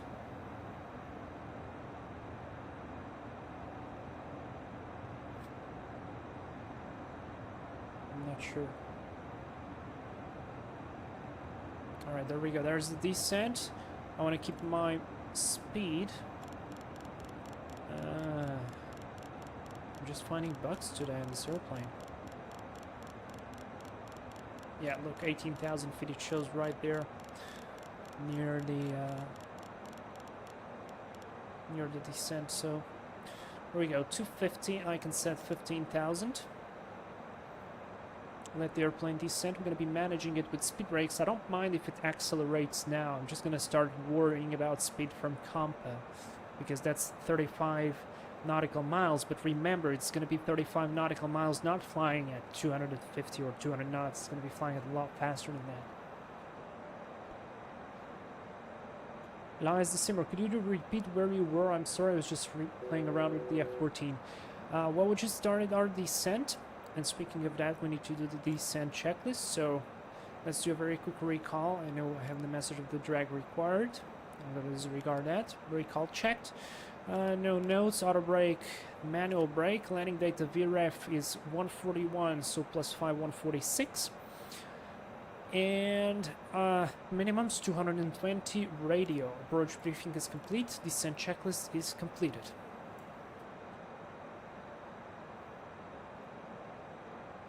Alright. Also transition altitude and transition level. I'd like to get those. Because that's important, right?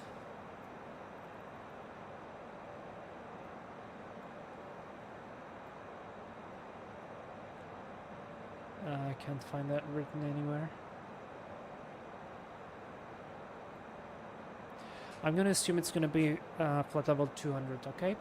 So flight level 200 is going to be our transition level. Elias Simmer, where are you from? Okay, no problem. I'm from Russia, but I've been living in Portugal for the past 22 years. So, yeah, that's a long time. Also, I'm not liking very much this vertical profile, so let me go vertical speed. And this is more what I would like this, because then we will have to lose some speed. And I prefer to add a bit of power, but not worry about speed.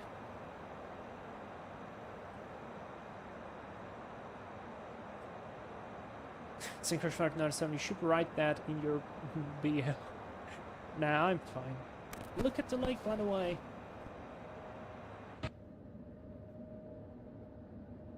It's quite quiet.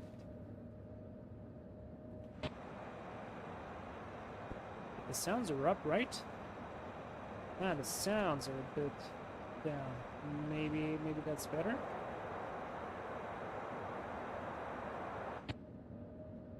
Nah, still the same. Alright, totally fine. Okay, so far so good.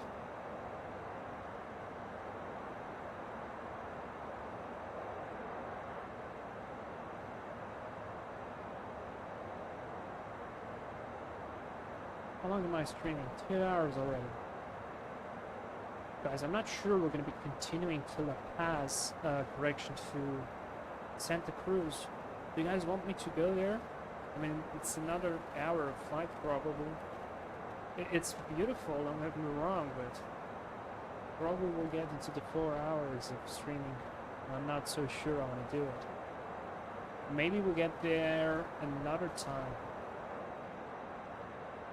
Because taking an empty 747 out of La Paz is not going to be difficult at all. It will climb like a rocket. Alright, you can see now we're descending 250. True airspeed is 400 knots.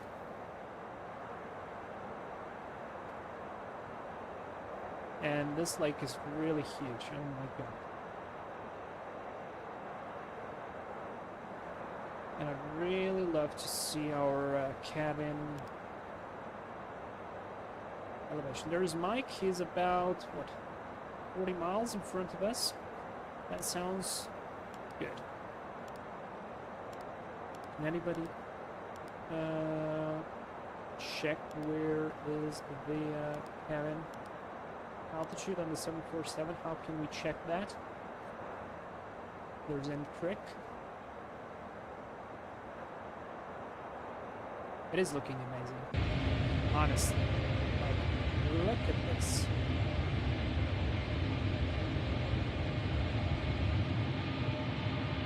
What a huge lake.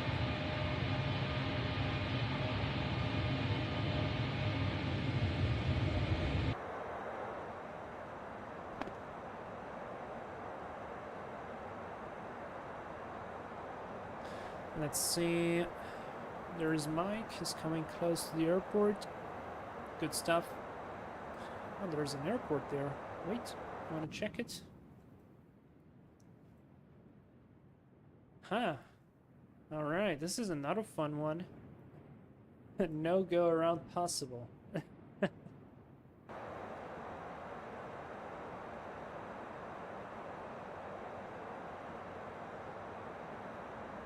Daifuku, ChatGPT says it is about the size of Luxembourg or Puerto Rico. Holy... Wow. That is huge. That is huge. That is incredibly huge. Wow. Okay. That is impressively huge. Alright. We have 30 miles for our initial approach fix. The scenery is looking absolutely mind-blowing. I mean, to those guys flying here, everyday normal operations, this would be pretty impressive.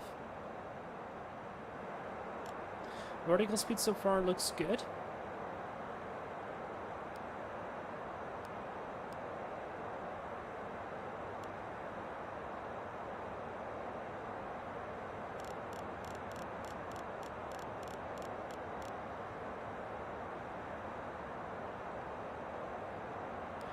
Passing flight level 240.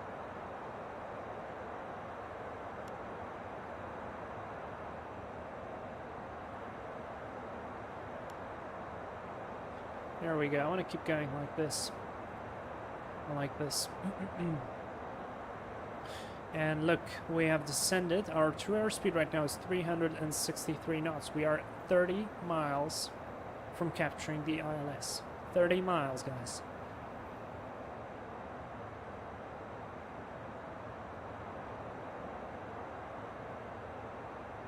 I mean, it's totally possible to slow down, but if you level off. Also, we're not going to pass 10,000 feet, so we passed 10,000 feet right now. Alright, let me go to 40 knots. I want to see how the speed actually drops there, if it does. Yeah, it looks like it's dropping kind of slowly, way too slowly. But let's go. Landing lights are going to go on. I'm going to assume this is transition level, alright? Let's not wait. Yeah, this is what I've actually forgot a bit. And let's go flaps 1. Let's keep decelerating.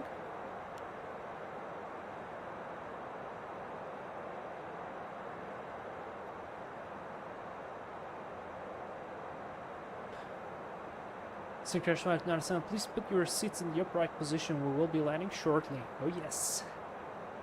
Although we only are carrying boxes today, but you were right.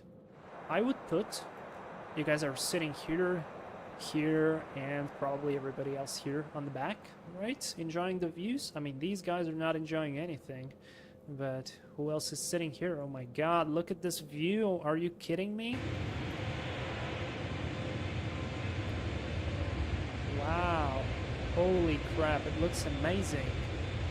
Wait, I need to take a picture. And the sky looks great as well. I mean, yeah, I'm happy. All right, there we go. Mike is there on a 20 something miles away from us. We're still going pretty fast, so let's keep slowing down. 20 miles to go, and the airplane is very slow to slow down. Look at that. 240 knots would think, that's fine, that's totally fine. Yep, look at your true airspeed and your ground speed, and you will understand that's not fine. That's totally not fine. I'm in the cargo hold, but I've strapped myself to a box.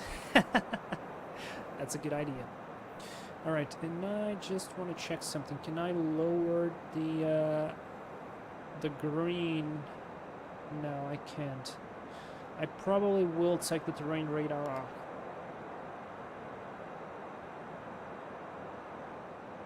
Look at that. We are applying some speed brakes just a little bit, and still the airplane doesn't want to slow down too much. Okay, I can go flaps 5 now. Speed is checked. Flaps 5. And I'm going to keep slowing down. Almost 10 miles. So you look at this. Almost 200 knots, right? Look at the ground speed. 280. No jokes. Why is this box full of hamsters? Wait, I think that was in... actually, that was in Air Portugal. They had a box full of hamsters who actually escaped. So that actually happened. And look at that mountain. By the way, we can already see the airport. And I can see Mike, I think. Yeah, he's drifting. I don't know why X-Pilot does this. But it's pretty fun. Alright, next is going to be flaps 10. If your ref is still the same. We are looking good.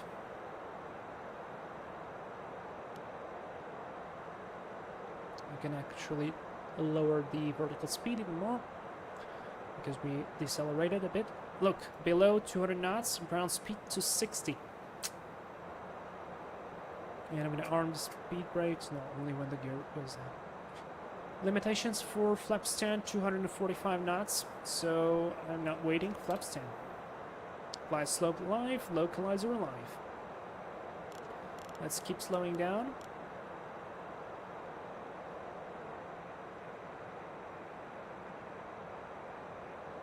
Keep descending.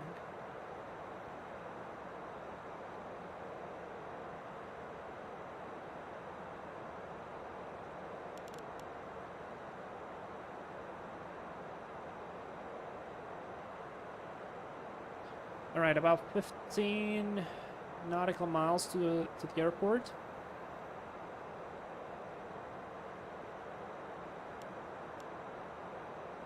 Gonna arm approach, localizer.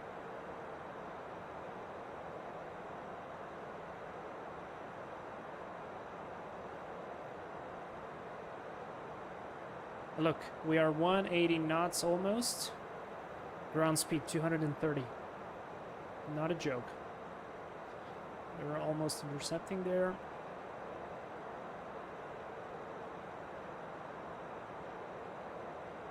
And I'm gonna wait for the flaps 20. We're gonna capture the glide slope now. So approach checklist was completed. And next is the landing checklist. Roughly 10 miles. Glide slope, land reactivated for some reason.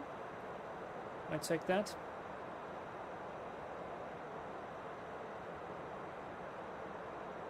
Keep that speed dropping.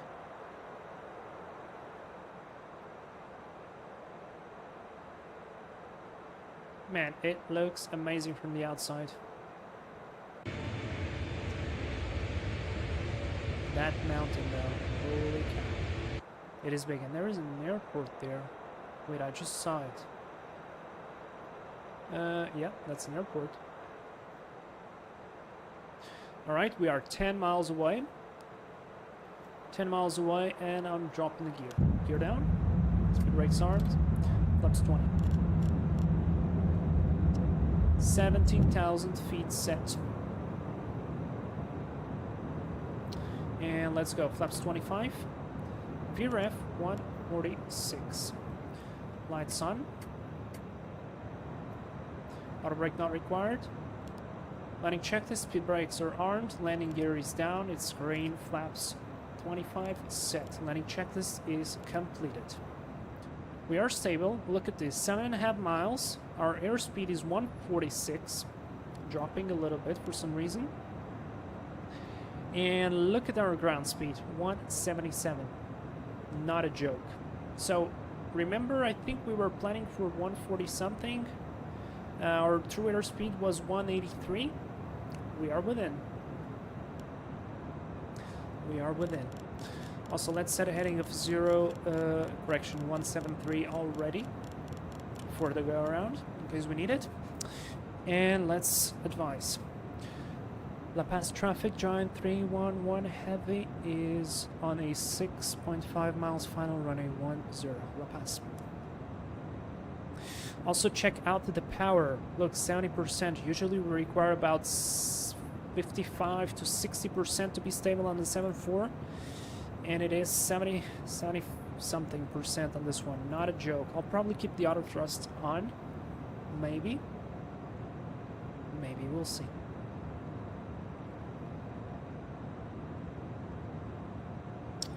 One hour and 22 minutes on the clock. Stabilized, the runway is nice and inside. It is a little bit turbulent, probably because of those crazy huge mountains. So I am a little bit scared of disengaging the autopilot. Whoever wanted to do the bet knew exactly what he was up to, because there is no way I will butter this airplane here.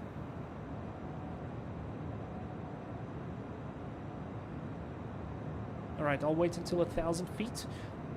It looks to me like we are just so slightly offset with the runway. Just like a little bit. 1,000. Autopilot off, my controls.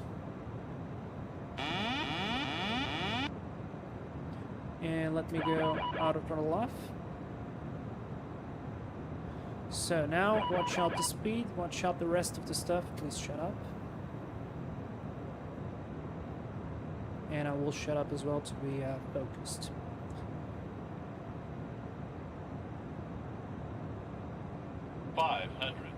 Minor adjustments.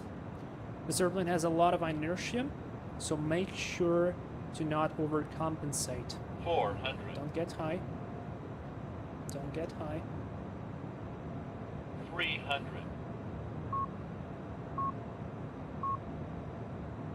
Approaching minimums. 200. Continue. Light 100. 50, 40, 30, 20, 10. Whoa, that was a bit of a bounce. Max reverse. And manual braking. I really flared at the airplane. But it's good. We are on the ground, guys. Holy crap.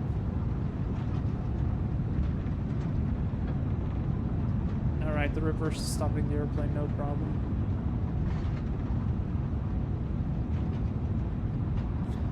$60 knots, reverse is out.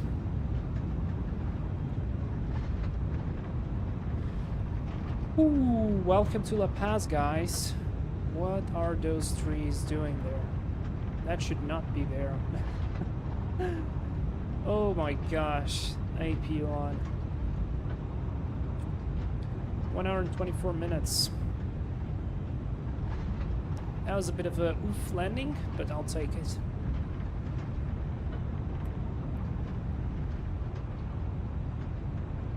Alright, let's vacate now. Remember, this airplane is very, very big. So we're actually taxiing at 22 knots right now. Doesn't look like so, but it is.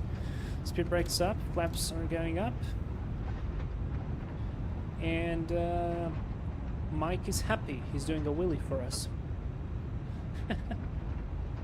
Can you watch the landing in replay mode? Yes, I can. And guys, do you want me to go to Santa Cruz, or we just finish here? What would you guys think? Because the flight to Santa Cruz is another hour. This would make the stream quite long. Not sure I want to do it. Alright, just don't stop, just don't stop. I'm happy to stop. Yeah, Naifuk, I think I'm gonna be with you on that one. Alright. Let's just park the airplane, shut down, watch the replay. Elias Simmer, I'm happy to fly to Santa Cruz. Yeah, probably we're gonna be finishing here, and I'm gonna do a later flight from Santa Cruz to here and back. I think that would be cool.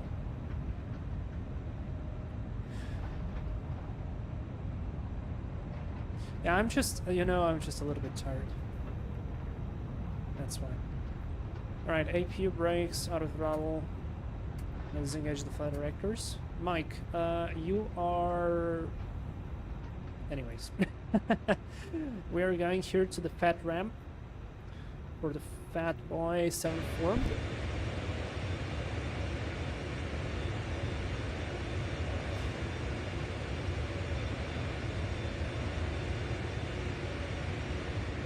What a huge plane compared to that A319.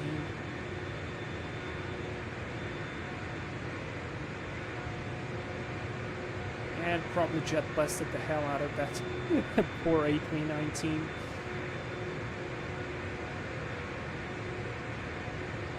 Oh, it disconnected.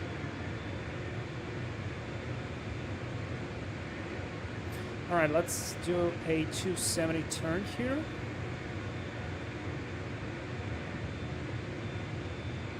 I'm doing this from the outside because, well, in real life we probably have marshalers helping us out. But right here there is nobody, so have to do it manually.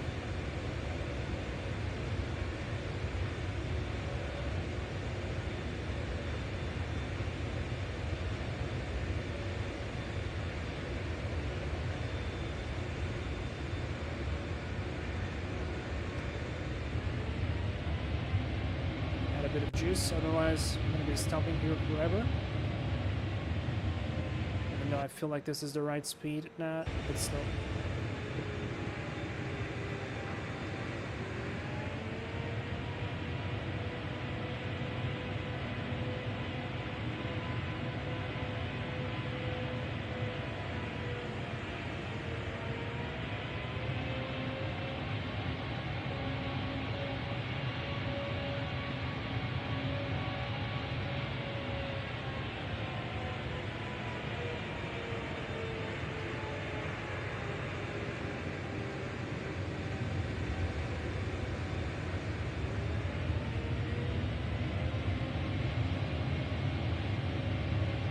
And I'm going to try to park it parallel to the lines.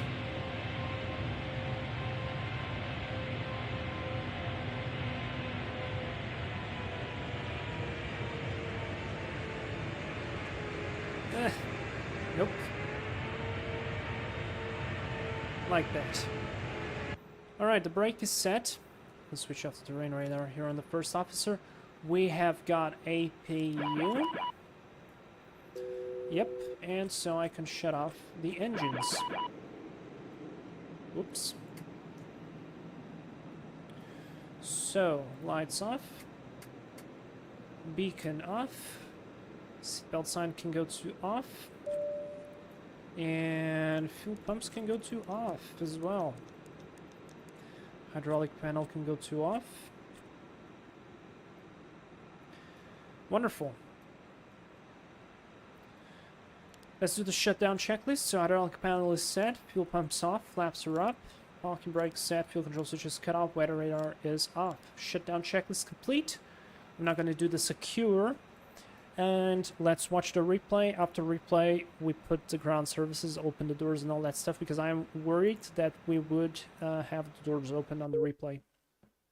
So, let's do this normally. Man, I really think I botched that landing. It's always on the stream. Thank you, Mike. How did your landing go, by the way?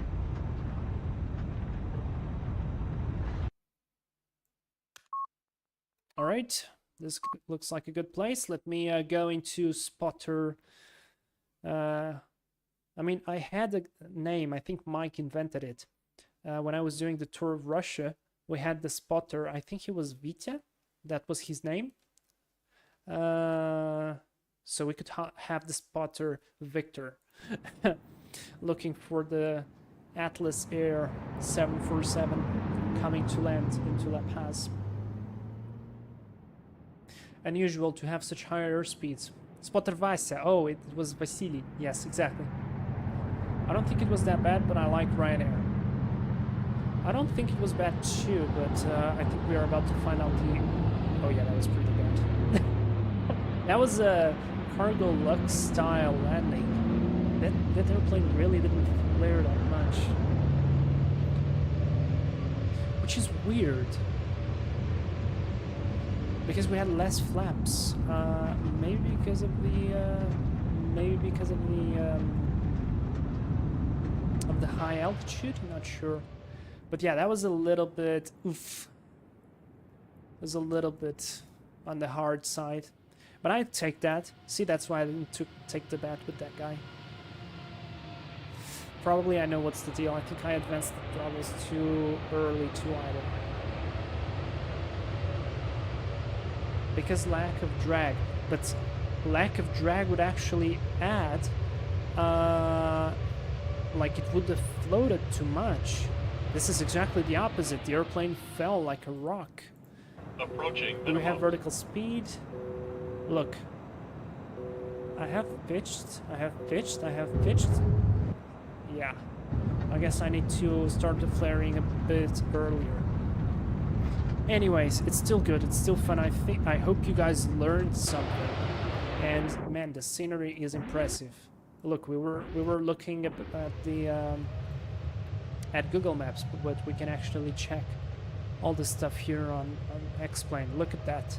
It just drops down, and that's the stadium where probably the other teams will lose all the games because they can't breathe. But yeah, that was pretty cool.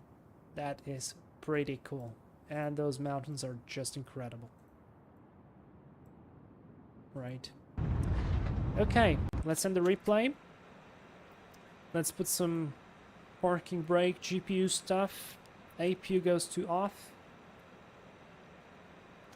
And let's start opening stuff.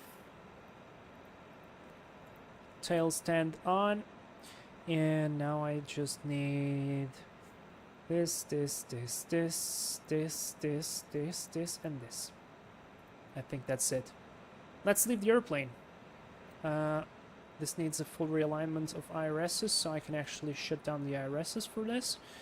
And do the secure checklist, so IRS are off. Emergency lights, we never switched those off, and we're gonna keep them on.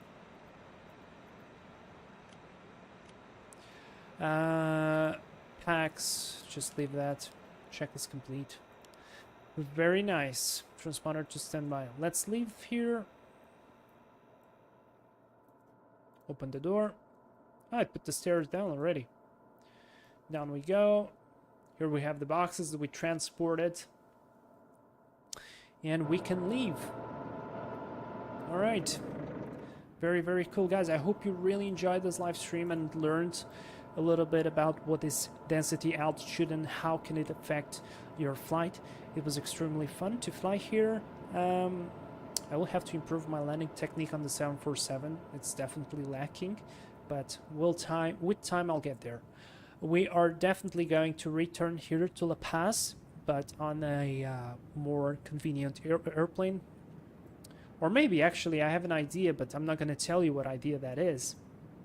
But we're going to return to here on a very interesting airplane. And I just reloaded the I just reloaded the stream page, so I lost the chat for a moment, and I'm back. Anyways, we will be returning here on an interesting plane in the future. Not sure when, but we will, because the scenery is amazing. It is a great possibility of learning, and it's very, very fun. So yeah, guys, thank you very much for being here. Hit that like button, subscribe if you haven't already, and we're gonna see you next week.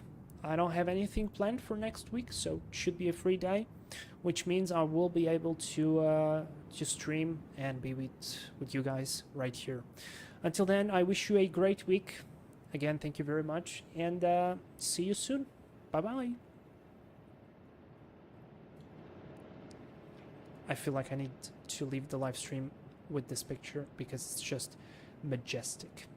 Bye-bye, guys. Have a good week. Thank you, everybody. You are awesome.